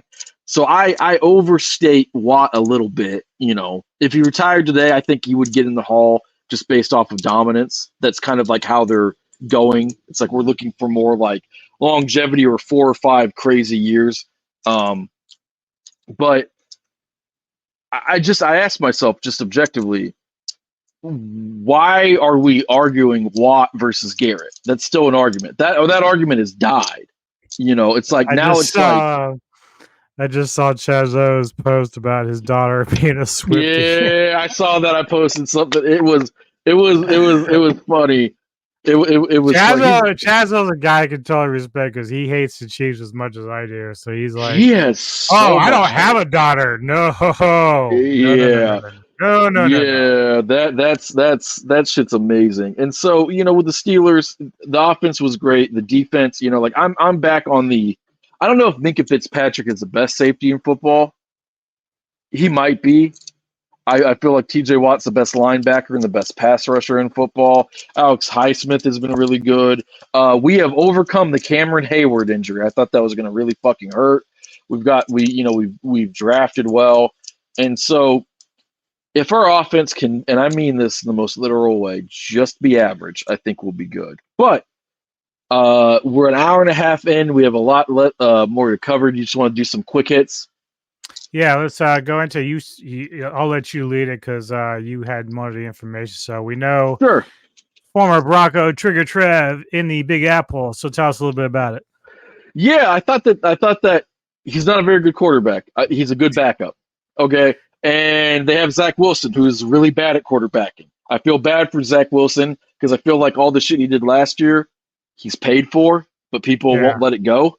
I think they got Simeon too late. Like, Wilson should have never been the number 2 because Rodgers. I kind of understand it though because he's still young. So like you figure, okay, he can maybe learn some stuff from Rodgers while he's here. And then they didn't expect Rodgers to go down in week 1. Well, but the thing is, though, does Simeon really give them a real shot?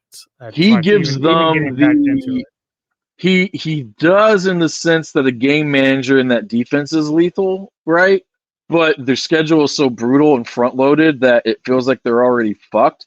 I'm not saying you shouldn't have kept Wilson on the roster because if you cut him, it's a cap hit. He had no trade value. What I'm saying is, under these sets of facts, Rodgers is my number 1, but he's ancient, and he even got banged up last year. Let me have somebody like Simeon as the number 2, who Simeon could teach Zach Wilson a lot. Rodgers could teach Zach Wilson a lot. Zach Wilson only comes in if you have 2 quarterback injuries, and you have 3 roster spots for your quarterback, but they did not really upgrade the offensive line that much either. So it was not unforeseeable that there would be some issues with Rodgers. And I don't know if anyone would have predicted play 4 or 5 he pops the Achilles, but I think that I don't feel like it's not too little, but I feel like it's too late because he has to come in there and learn the system and get some chemistry there. And so I feel bad for Zach Wilson in the sense that Joe Namath just shit all over him. He's become a meme. But the next quick hit, I'm going to ask you, Anubis, how bad are the Oakland Raiders? They're still the Oakland Raiders to me. I'm always going to call them the Oakland Raiders. Well, we no longer address them as the Raiders anymore. They're now known as the Raiderettes. The Raiderettes. So apparently they're bad, but they're not as bad as Denver because they did beat us in Mile High. So thanks, Russ. Yeah. Thanks, Russ. Just stab that fucking knife in there. That's where it goes. They're bad, and they're going to be bad as long as McDaniels is coach there. In fact, I don't know. Like you know very well that I'm not a big Derek Carr fan. I'm still not. I'm not the biggest Derek Carr fan. But if you're going to let him go, why are you putting Jimmy G in his place? Like that's like the dumbest move you can make. Because it's the McDaniels thing. McDaniels loves all of his old New England guys. I'm surprised he didn't make a phone call to Matt Castle. Like, dude, can you come play? He's like, no, I'm a high school math teacher now. Or I don't know if that's true. I don't know what the fuck Matt Castle does. It's probably very mediocre. Yeah, it's just more an ineptitude by McDaniels and what's going on there. And like, how long is he coaching for them? Does he have a contract? Do you know how long it is? I think he signed a 5 or 7 year. And last year, what killed me was Mark Davis said that, hey, no more speculation. He's gonna be our coach next year, referring to this year, and at least the year after. Wow. So now that was a stray remark at the end of last year's season. So I'm not saying that's, but I'm saying at least at some point he looked at that product in year 1 and was like, yeah, I might take 2. It makes sense when you realize how, and I cannot explain this enough to the listeners. It's almost impossible for a franchise in a pro sport, like one of the big ones, to be cash strapped. It is almost impossible. A lot of times, owners lie about how little money they have. One of the best examples of this is Oklahoma City Thunder saying we can't afford to keep James Harden because we'll go into the luxury tax. They're owned by oil tycoons. So, okay. Anyway, the Raiders. So the Raiders actually are cash strapped. It is so good. I love it. As bad as Denver is, at least I can say we are not the commitment to excrement that the fucking Las Vegas Raiders are, because they continue to just, even when they have like a glint of like success. So even when the Raiders get to the playoffs like one year, they decide, oh, we're gonna tear it all down. That's just too much, too good. But we then can't have that. We gotta get back to the cellar, baby. Yeah. And then like the Chandler Jones signing of free agent, like he's still good. Like what's going on with him is crazy. But I thought about this as a philosopher. I wanted to try to have a concrete answer for how bad the Raiders are. And I think I have it for you. Mm-hmm. ESPN Analytics show, this was a big controversy last week, that there is an approximate 10% chance to win the game when he kicked that field goal. Going for it gave them a 15% chance, because if they didn't get it, they could at least get the ball back one more time, get a chance to tie. And if they get the 8 points, which they're already there, and they're struggling to move the ball, you get the 8 points when you're already there. Now you just have to move up a little bit and kick a field goal, and your kicker has a pretty good leg, I think, and it's indoors, right? So there's very little argument about McDaniels fucking that up. The old school timers think he fucked that up. The math nerds think he fucked that up. The people who just watch football think everyone was just like, yeah, that was really bad. So he's bad in a way that everybody can appreciate. That's almost cosmic. But I have more. They have no pass rush outside of Crosby. They have no notable corners or linebackers. Their offense is just how's that dude working out that they put on that defensive lineman they drafted that was like such a fucking like throwing a wild air? What was his last name? I have no idea. I know who you're talking about. I tried to blank it out of my existence. Badly. Yeah, now, to be fair to him, he's like being the coached. guy that no one saw coming from a mile away. And I'm like, what are you thinking? Now, in fairness to him, he didn't ask to be drafted by Oakland. He was probably pissed too. He was probably like, "Oh man, I'm gonna get some money at least." Shit. Yeah. I'm gonna save this though, because my football career might not last very long. The Raiders drafted me, but this is where it gets beautiful. So Jimmy G never had a great arm. Didn't have a great arm coming out of college. Okay, Eastern Illinois boy. I'm from Illinois. I like Jimmy G. Okay, I rooted for him. Okay. His arm is getting fucking worse. Like, it's just like he never had a good one. It's horrible now. He doesn't have the mobility that he had. He was never a great athlete. He is deteriorating so quickly, and he just doesn't have enough physical talent to be in the league much longer. Okay? The problem for quarterbacks like Jimmy G is that they come out of a system in New England, and like, for whatever reason, same thing happened with Castle. Same thing happened. If you want to argue Stidham, whatever. They think because they're coming from the Belichick home that somehow they're going to be these quarterbacks that can save these franchises. It's not how it works. Tom Brady, no matter where you think of him or where if you think he's just this or that, he's not these guys. He's better than these guys. He's way better. And Brady, it's like the whole thing. Do you remember when Pittsburgh got Maddox, right? Yeah. So Maddox was supposed to be drafted by Denver to replace John Elway because Reeves and LA were having this big, like, butting of heads. Thanks, Reeves. Elway stayed because Pat Bowlen was a smart guy. Said, "You're fucking nuts. I'm not letting you do this. You get rid of that motherfucker," and they did. So Pittsburgh gets him. Max has like a pretty decent year. I think he went to the Arena League for a while or something, but he came back, helped out the Steelers a little bit. But in the end, he was never the answer. Like, you couldn't just say, hey, this is the guy just because he's in Denver. And we have a lot of these quarterbacks that are not Peyton Manning or even Russell Wilson that come in here. They're not these guys. And despite all the struggles that Wilson has, he's still better than half of the scrubs that we've been trying to throw out there the last few years, right? At least Yeah. on paper. At least on paper. He hasn't quite gotten there yet to what he was in Seattle, but at least on paper, he's better than what we've had. We kind of knew that. We're just way overpaying this guy. It is so So Jimmy brutal. G is like the epitome of average. And he might be a nice guy, everything else, but he's not going to save the Vegas franchise at all. Like, I don't know what they're thinking. In fact, if I'm Devontae Adams, I'm pissed. Not because I was I going to was bring so that much up. sold on Derek Carr, but just because I took all this money hoping that I'd win something. I'm assuming that's what he was doing. Because you remember, Green Bay was in shambles. Like, they were having issues with Rodgers. They were having all this turmoil. And Adams was like, you know, I need to get out of this like cesspool of crap in Green Bay and try to go where he thought there might be some sanity. There's not. There's no There sanity was in Vegas. there was a good roster, and they did build it up. I feel bad for Devontae because he played college ball with Derek, and they were boys. And one of the reasons that he went there was because It's he because of was like, Derek. hey, and here's the interesting thing about And they got Devontae too. Jacobs. Like, you got a running back. Yeah, So, like, they got and the Jacoby Myers is actually a pretty good number two. They got rid of Darren Waller because why would you need a good pass catching tight that's so end dumb. who could So block? Well, it was because he wasn't the system that he wanted.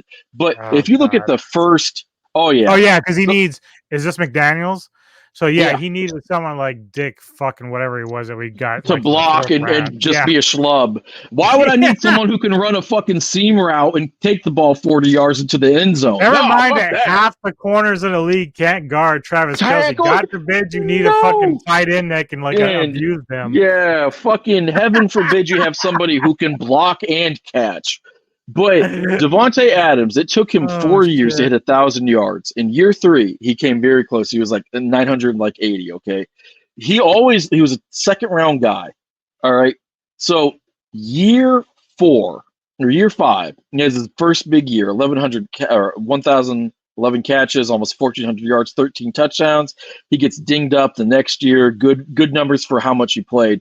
115 catches, almost 1,400 yards, 18 touchdowns. Next year, 1,500 yards, 123 catches, 11 touchdowns. Last year, 100 catches, 1,500 yards, 14 touchdowns, and he's had an amazing start to the year. Okay, so he started off slow, but it was always going up, and he is on a legitimate Hall of Fame trajectory. Okay, this is a guy you can move him all over the field. He can beat single, he can beat man, press, he can beat zone, whatever. He is just really one of the most complete wide receivers I've seen in a long time. Okay, like he is truly something to behold.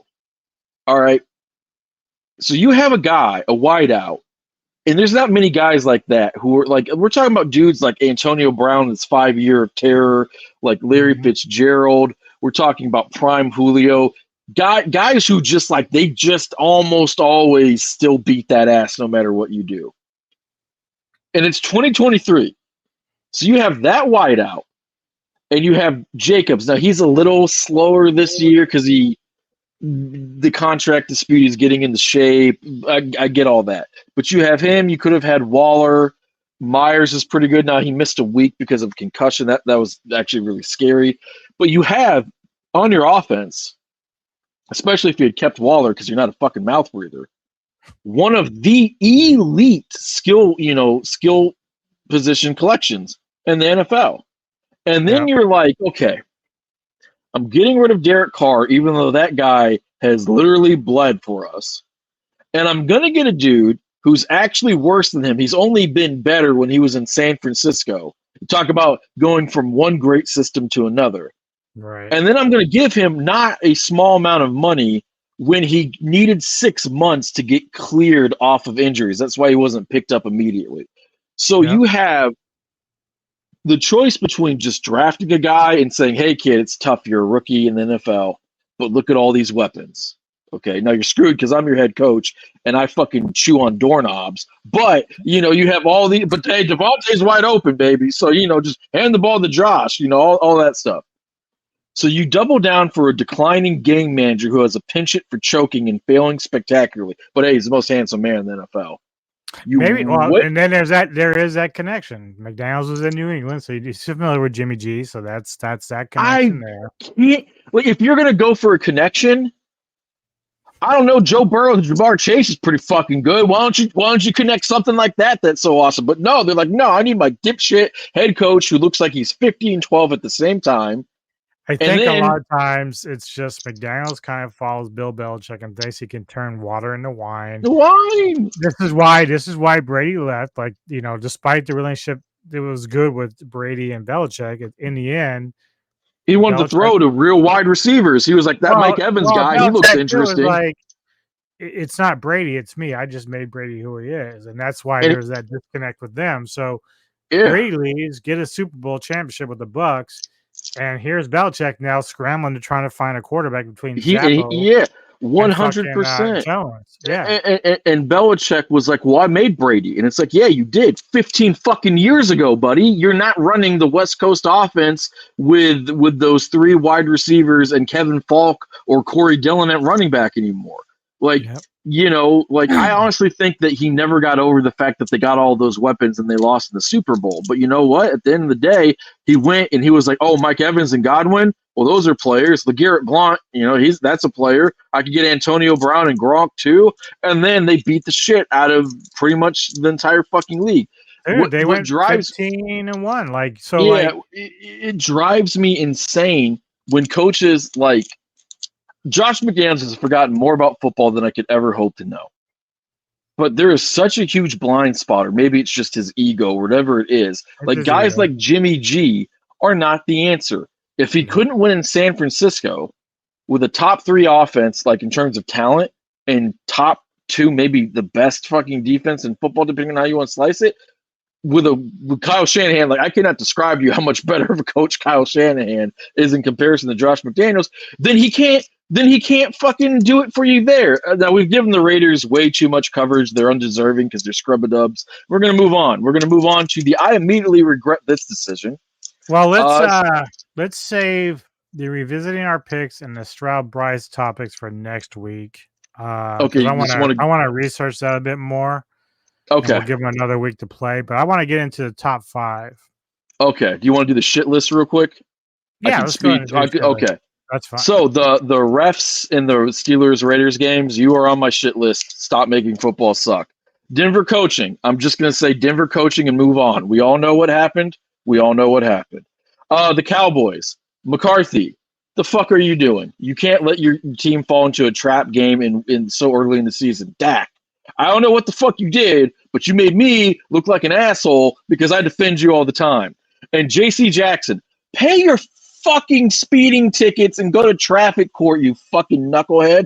I don't think he's a bad guy. I'm just saying that it's embarrassing when you have to be a healthy scratch so you can go to court and take a driver safety class or whatever the fuck it was. It was a much lighter shit list. I will also add myself for all the reasons in the I immediately regret this decision segment, which we will get to next time. Power rankings. Yeah, so I had to look them up real quick because I hadn't really done any homework on that, but it wasn't very hard. I kind of agreed with their top 5, just not in the order that they were. Do you want to start from 5 on down? Is that how you want to do it? Yeah, we can do that. Okay. So I'll start at my number 5. I have the Philadelphia Eagles. Okay.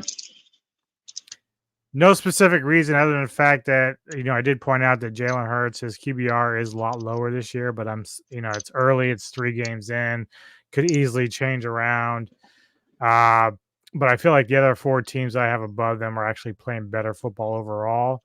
But that could change. We know how that goes. Like last year, I kept doubting the Eagles and Hurts, and they kept winning. And so he got to the Super Bowl. So I ended up having to change my stance on a lot of that, but we'll see where they are right now. They're at number 5 for my list. Gotcha. For me, I had to move Dallas all the way down to 5. Part of that is being punitive because they lost to the Cardinals, and the ownership is very clearly trying to tank for Caleb Williams. But those players aren't. Those players, see, ownership in front offices try to tank. Those players want that sweet, sweet NFL money and good film, so they don't tank. James Conner ain't tanking. Dobbs ain't tanking. Marquise Brown isn't tanking. Those guys are trying to win football games so they can stay in the NFL. They're also pros and they have fucking pride. So Dallas still should have fucking crushed them. Dak was horrible in the red zone, especially. McCarthy, I feel like this is a game where a better coach would have had them focused. I also just think that McCarthy is really riding that fucking Super Bowl win that he had with Rodgers to the goddamn wheels fall off, man. I think that he's an above average coach with a clear ceiling. And on top of it, the thing that frustrated me the most about that game, and I understand that Diggs is out for the year, and that's a bit of an emotional blow. Where the fuck are the turnovers? Where are the sacks? Like, just. When we go into next week and we talk about the revisiting the picks, you remember in this particular division, I didn't have Dallas winning it. There was reasons for that. And part of that is because Dallas has a tendency to lose games they shouldn't be losing. And even we're not even into the postseason yet. So this is part of the reason why I hold this skeptical thing when it comes to Dallas. Get it. I get it. And there's a certain point. I'm a huge Micah Parsons fan, and I love that Dallas has about 3 or 4 pass rushers. I love their depth at pass rush. At a certain point, you just look at that offensive line, you look at that quarterback as a defender, and you just have to say enough. No more. And so I have them at 5. Who do you have at 4? Number 4. They probably wouldn't have been here 2 weeks ago, but their decimation of the Commanders puts Buffalo at number 4 for me. It was the most impressive win of the season for them. I'm still on the edge because those first 2 games of the year were not as impressive, but they could find their stride, but the way they went about it, this is the same team that beat Denver by 2 in Denver. So Buffalo to go into Washington and just absolutely annihilate them because they were on a high, dude. I think they were undefeated going into that Buffalo game, and they were on a high. And then Buffalo just came in and said, "You're my bitch. Sorry." It was very one-sided. They destroyed Sam Howell. Yep. I will tell you this: Buffalo is not my top 5, but they absolutely could have been. One of the main issues that I have with them and not putting them in my top 5 is I trust Josh Allen to beat up on some teams that he should, and I like Josh Allen as a player just fine. Still very, very good quarterback. I want to see him play against elite competition one of 2 ways. I will accept one of 2 ways for my quarterbacks. Either you make good decisions. Everyone has turnovers. I'm not saying it has to be like a perfect, clean game. Either you make good decisions and you're winning that way, right? And you're taking calculated risks.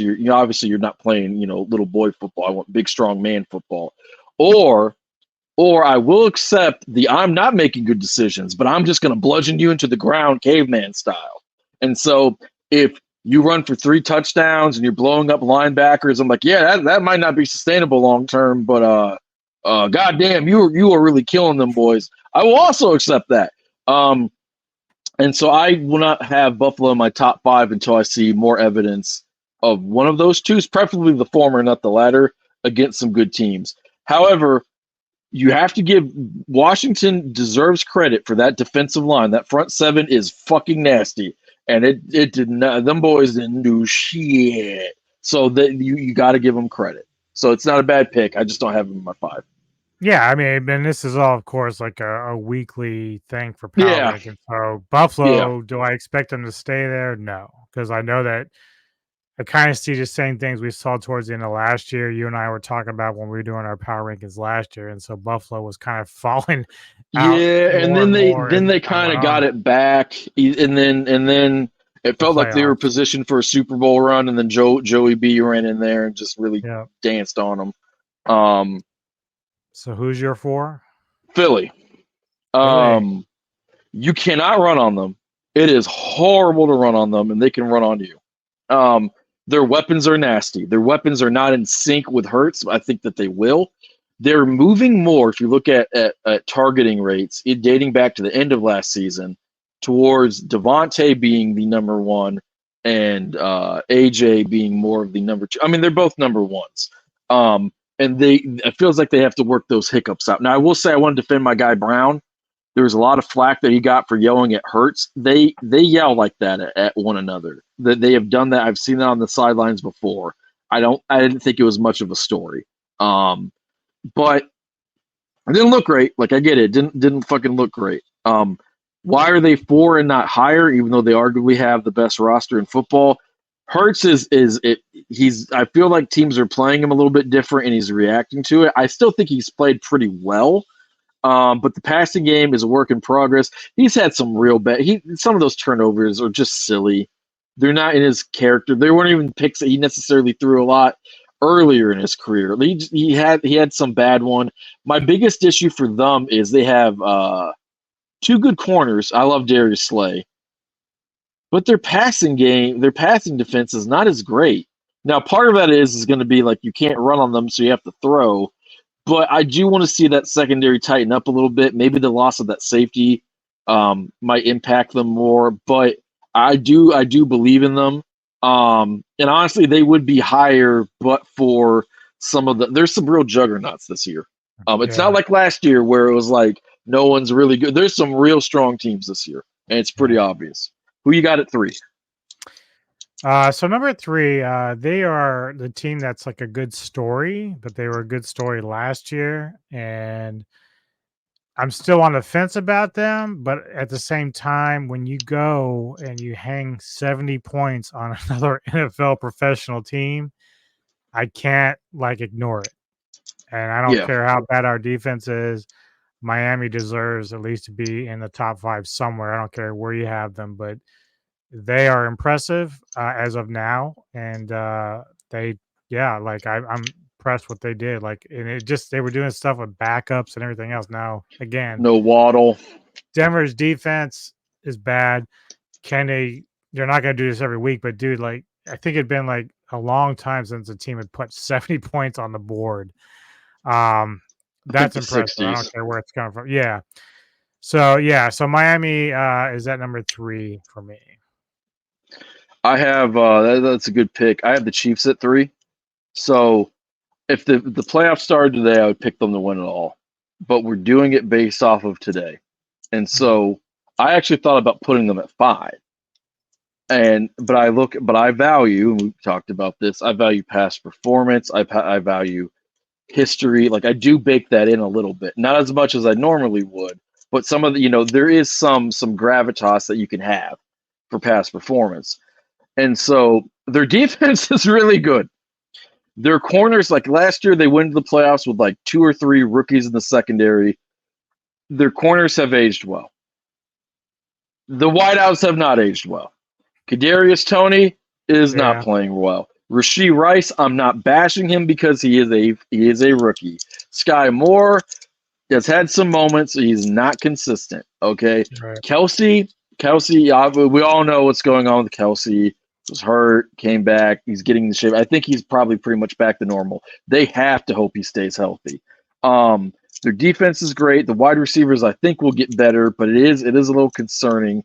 I am really interested to see what they're going to do with the run game. I was hoping that Pacheco would kind of come forward and they'd run the ball a little bit more. I thought that they would.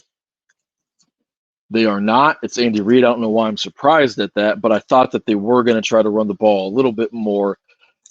It feels like by the time the playoffs roll around, they're going to be the team. But keep in mind this. If you look at just raw talent on the roster, Kansas City has less talent than Dallas or Philly, the teams that I have behind them. And they have less talent than I think some of the teams that I have ahead of them. And Mahomes and Reed can come up with a lot, but it is a little concerning. Yeah. So my number 2, ironically, is the team you just spoke of, Kansas City. And a lot of that has to do with the fact that it'd be like me saying, okay, well, 1998, the Denver Broncos were in the top 5 and you got John Elway. It would probably be my number 1 team, even if I wasn't a Bronco fan. Mahomes is still the best quarterback in the NFL, bar none. The other thing is, and you mentioned it a little bit, is that this is a team that traditionally has started slow every season. Like every time they start out, they're kind of like losing games they maybe shouldn't, or looking not so impressive. And you're like saying to yourself, I don't think they're gonna make it, dude. They might get to the playoffs, but I think they're gonna get ousted or even this. And we did the same shit last year. Last year we thought it would be somebody else representing the AFC. Even in the Super Bowl, I'm like, no way Philly's losing this. They got a better defense. They're just hungrier. Not so. Chiefs went and won it. So I'm not going to doubt the Chiefs like I did last year. So right now, Mahomes, and I think the Lions game was an aberration. It was really a matter of a pick six that changed the outcome of that game. And the drops, those horrible, horrible drops. So No, I got to give them those credit. are The Lions glaring did play good D. problems, certainly. But this team has like another huge stretch of games to get that stuff sorted with the receivers. The running game will be something to really pay attention to, because when it comes to my number one, it's going to be a reason why. And I think when you and I talked about our picks and everything, it's going to come down to that. And so I'll let you go with your number two. Yeah, so I have San Francisco at number 2. They have the best roster in football, in my opinion. My concern for them is Kittle has injury issues. Debo got banged up last year, so that's 2 players. Kittle has a lot of injury issues. McCaffrey's had a lot of injury issues. Purdy's coming off of an injured year. Trent Williams is a little bit older. Debo, like they have a lot of guys who have wear and tear and miles on them. They have one of the best coaches in football. They have the best talent on. Like we were talking about Oakland, it's like you have Adams and Myers. You could have had Jacobs, and you could have had Waller. It's like how do you get much better than that? Well, you do it by having all those guys. When Ayuk is coming, he got banged up, and he's a good player. He's one of those guys where he's like T. Higgins, where you're like, I think he's good enough to be number 1, but he's obviously an excellent number 2, and obviously they want to keep him. I think for me, it comes down to Purdy, who's really interesting. I don't care how good he is now. I want to see how good he is at the end of the year. That's the way that I look at it. He's a game manager now. There is not a better situation to be in football than the starting quarterback for the Niners. Okay. And it does inflate his stats. But guess what? Sometimes you get fucked and you have to go play in Detroit. Other times you get to go play in San Francisco. It is an unfair world. Well, Be that as it may. we can't, like, we know that Patrick's a great quarterback, but he couldn't have landed in a better situation. Exactly. Yeah. John Elway was not going to land in a great situation being the number 1 overall pick.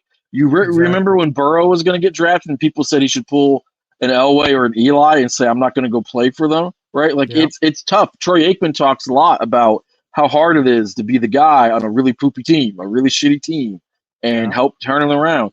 And you know what? It pans out differently. If Purdy hits that weird spot where he's physically limited, but he's actually good, and he's not like just a good game manager, like air quotes, like Keenum was. Fucking ugh. The Niners could be lethal. So my issue, but they do have issues. I mean, Shanahan's had some bad playoff moments, and you know, there's some things to be concerned about talent wise with Purdy. And, you know, to top it all off, they have those injury issues. On the other hand, they are decimating everybody. McCaffrey's the best back. Trent Williams is probably still the best left tackle. They arguably have the best pass rusher in Bosa. It's TJ Watt. But you can make that argument. You know, they have so many amazing things going. Fred Warner is probably the best interior linebacker in football. You could argue some guys. I think he is. Like, they have the best roster in football.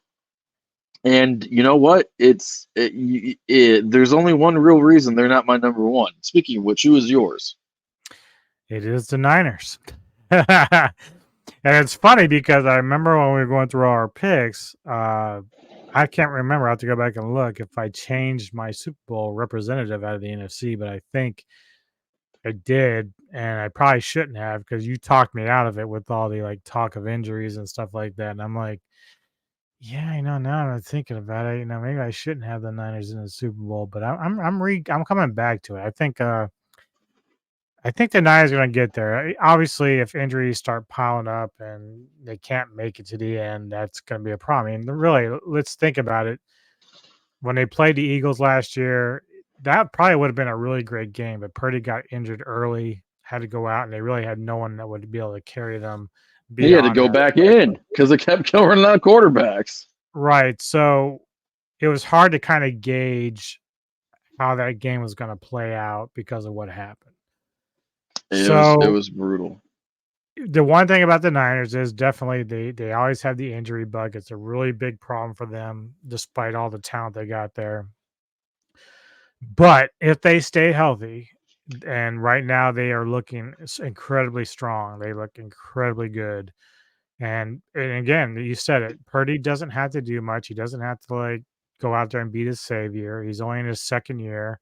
He was. I don't think he was either a fifth round draft choice or he just like got picked up after that. I don't remember. But He was Mr. Irrelevant. He was a seventh rounder. yes. So really, you can't ask for anything more for a guy like that to just come in and play well enough.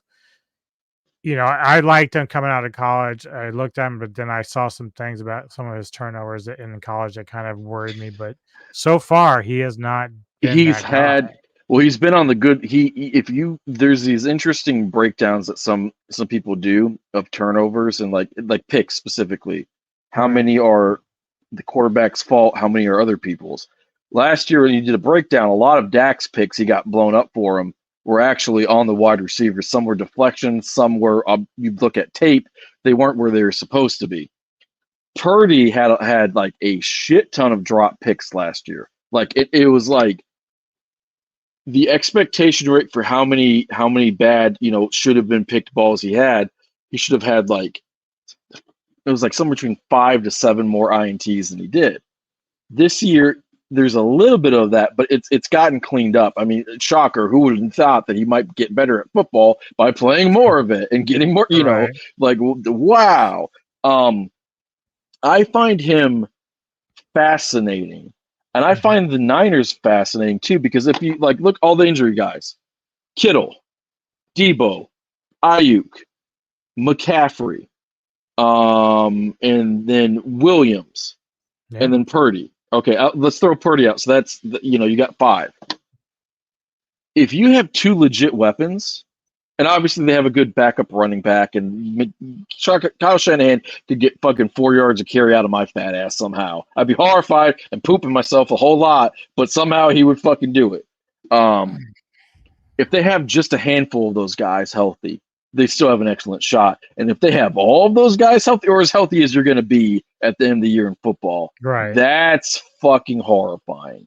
And that's the thing. Like, so if I have the Niners versus the Chiefs, and if we're talking about like right now, the Chiefs are still trying to find that running game. Like, if they don't have it, the Niners could very well shut them down. Like, that could be like it won't be up to Purdy to win that Super Bowl if they get He'll there. have to hit the throw. He'll have to hit the throw that Garoppolo didn't when he missed the wide open guy. Right. But at the end of the day, like it's going to be up to Mahomes and company to be able to have balance, and if they can't, they're in trouble. Like that's that's a problem. So I see the Niners right now as the team that, as healthy, can be the representative. Yeah, absolutely. Who's your number one? That's probably Miami. I'm guessing. Yep. Yeah, it's 100%. You put 70 fucking points. You look. They took their dick out of their pants. They said, "This is the best it's ever going to get, baby. Just bend over. Let me take you to Love Town." That's an actual quote. They blew Denver's back out. They did not call you.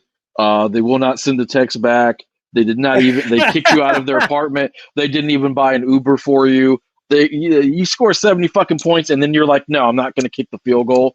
Like they weren't even trying to get to 70. Like I'm not even trying to like re-traumatize you. I'm sorry. They put again, from what I understand. Yeah, they opted to not kick a field goal. Yeah, they did. They were just like, I don't want to break the record. It's Mike McDaniel being a classy guy, being an anti-patriot type of dude that he is. I would have been so like if that had been like Denver versus Kansas City, I'd been like, so we're breaking this record. Yeah, kick that fucking ball. Yeah, but he was a Denver ball boy. I think that the respect and love he has for the organization, even though they didn't want to interview him and then didn't, is pretty high. Here's the case for Miami, other than just the 70 points. Okay, this is what I find fascinating about them. You cannot single cover Tyreek Hill. I don't care what corner you have. It doesn't matter You if think it's they would Sauce. know this from It his doesn't days matter at if KC. it's Surtain. Anybody short of Champ Bailey, Deion Sanders, or Rod Woodson playing with the rules that they had back then, you cannot cover him one-on-one. Okay, you can double him. You can do the double high safety, all that. You can do all the tricks in the trade. Okay, what happens when they have another guy with elite speed? Not quite like that, but Waddle is an absolute burner. Okay, it's like, well, holy fuck, it's really hard. It's really hard, but he's not as good. We double him, we float the safety, we do all that crap, and then we put our guy over. Like, there's ways that you can finesse it. Okay, so that still sounds really, really taxing, right? But then what happens if they can then run the ball? You have to do all that work for their wideouts, and then they can run the ball. Let's be honest. If you took the Dolphins as constructed, and the real elephant in the room is Tua's health, right? That's the real elephant. Because I said when we were doing your picks, I would pick the Dolphins to win this division, but I don't think Tua's going to make it. And I didn't feel good having that be the basis of my fucking selection, because it really sucks. And it's also not his fault. They put him out there too early last year. They did not do right by him. It's bad when they have to start firing fucking doctors, and when your team doctors get famous, it's bad. It's not even about the health so much as it is a mentality thing. So basically, let's say the AFC Championship game comes around, it's Miami versus Kansas City. I just think there's too much experience with Reed and Mahomes to really for Miami to overcome. I don't know. So I think I would pick Kansas City, but Kansas City's defense being stressed to stop the run and stop those guys. Tua gets the ball out quickly, and he's not running as much. He runs around a little bit to extend plays, but he's doing it really, really intelligently. He's improved that game a lot. Yeah, but here's the biggest issue. Do you think that Tua, though, is the kind of guy that when push comes to shove, when the game is on the line, that he's going to be able to step up and do it? I don't know. Yeah, I do. He did it all the time in college. He's never been a fucking bitch in the pros. That man will, if you have the balls to go out there with scrambled eggs for fucking brains, that small, play through all those fucking injuries and play big time football on the national stage. I'm saying the same thing for him that I'm saying for Purdy, because there are a lot of people who say, well, Purdy's never had to do it in a big tight spot where it's on him to win. Well, he hasn't been asked to do it yet. I'm not going to presume that he can or can't. I'm just going to say that's unknown, but I give players the benefit of the fucking doubt because I think that they deserve it. So I'm giving Tua the same thing that I'm giving Purdy. For me, the biggest issue other than Tua's health is actually their defense. Because I will tell you this, if Miami had a legitimate top 10 defense, let's say they're fucking 8, 9, or 10, not even elite, just a good defense, with that offense, their defense would be in the top 5 based off of all the opportunities their pass rush had, all the extra passes that they got to defend for interceptions, all of that stuff. So for me, if I don't know who's got an above average defense. Fucking Cowboys, maybe. The Cowboys, I think, have a really, really good. I'm trying to think who the Ravens this year. The Ravens have a pretty good defense. They've had some injuries, but a pretty good defense. Maybe not as good as they will be when their pass rushers get back. But a team like Baltimore, if they had that defense, I'd be like, holy fuck, they might be my Super Bowl favorites. But their defense sucks. Now, I will try to point this out to be fair. They get Jalen Ramsey back in a couple of weeks. There's another guy coming off the bench or just got healthy for them. They have Fangio this year. It's either his first year there or they get another year of the scheme. I do think their defense will get better, especially if their offense keeps it up. But right now, you drop 70 on an opponent. You have record-breaking things, with your offense, and you have a guy. Tua is the MVP of the league right now. And what always killed me for Tua was I loved him coming out of college. He never had a huge arm. He didn't have a bad arm. I felt like that hip injury that he got kind of limited his throwing motion and his ability. I still do. He's not who he was. He's smaller. He's got those concussion issues. But I know that even though he's not a huge mega talent, I know he's still a good quarterback. And so it's the same thing that I have for Purdy. Tua had like three straight years with different offensive coordinators, different blocking schemes, all of these things, and he overcame it. The kid's got some gumption. He's kind of like the anti Josh Rosen. I will overcome this level of adversity. I will be the consummate professional. And there is something about it, and I will close with this. If the Chiefs go in and they play the Dolphins in the postseason, and Tua's healthy, all those qualifiers, if they take the Dolphins, if they don't take them seriously, they will lose. And if they show up without Kelsey or without Chris Jones, one of their huge top 5 pieces of the team, I would pick the Dolphins to beat them. And the biggest issue that the teams have right now is with the rules. It is very, very possible that Miami ends the year as the number 1 seed. And I know playing in Miami, they're not known for their great crowd. And they're Miami. You go to the beach, do all that other stuff. But at least you don't have to play in fucking Arrowhead or fucking play, in Buffalo. Good news is with Rodgers out, you don't have to worry about the Jets anymore in the division. No, you sure fucking don't. But there is something. You do have one thing that goes going for you with that argument is the Tyreek Hill factor. He would love nothing more than go into Arrowhead and like defeat them and beat the shit out of them. And then you have Mike McDaniels, who is already. I'm not going to say he's an elite head coach. I'm going to say this: he's a top 10 head coach, and a lot of teams wish they hired him. A lot of teams wish they hired him. Yeah, I know you. That's why I said it that way. I was trying to be nice. You will take Vance Joseph and Vic Fangio, and you will like it. You will like it. You will enjoy it. You will put it in your mouth. That's where that goes. Yeah. Well, thank you for joining me this evening, sir. It's been a blast. Hey, thanks for having me. I'm about to turn on the fucking game. I think it just started. Oh, that's right. Yeah, there is football tonight. I forget. There is football tonight. I believe it is the Packers versus Lions, so it's a pretty good game. Yeah, at Lambeau. Shout out to the Lions, by the way. That their defense is not bad this year, and that's huge for them. I feel like if you don't, Missy's already been like, yeah, I think the Lions are going to the Super Bowl. I don't know if she's riding that train because Goff looks a little bit like Ryan Gosling. Hey. I took so much shit for believing in Goff, and I will simply say, for all the shit that I got for it, Jared Goff, way better than Russ. Kirk Cousins, 3 years now, way better than Russ. Joey number 1's gonna beat your ass. That's fine. I have facts and logic and reason, and they have emotion. Nothing. They have emotion and bad takes. Takes. I only lost to one bad take in my entire life, and it was because that ass was fat. Anyway. All right. Well, thank you all for checking out our episode here. You got any comments? Want to speak about some football with us? Just hit down in the comment section there. Hit the like button. Subscribe for us if you would. Share and support this man. His 5 million different fucking projects. If you don't, I'm not going to break into your house, eat your food, and shit. And I'm going to do something even worse. I'm going to date your mother. Oh, I'm out here fucking moms. Yeah, you guys can't let them do that. Don't let them do that. She's gonna love me.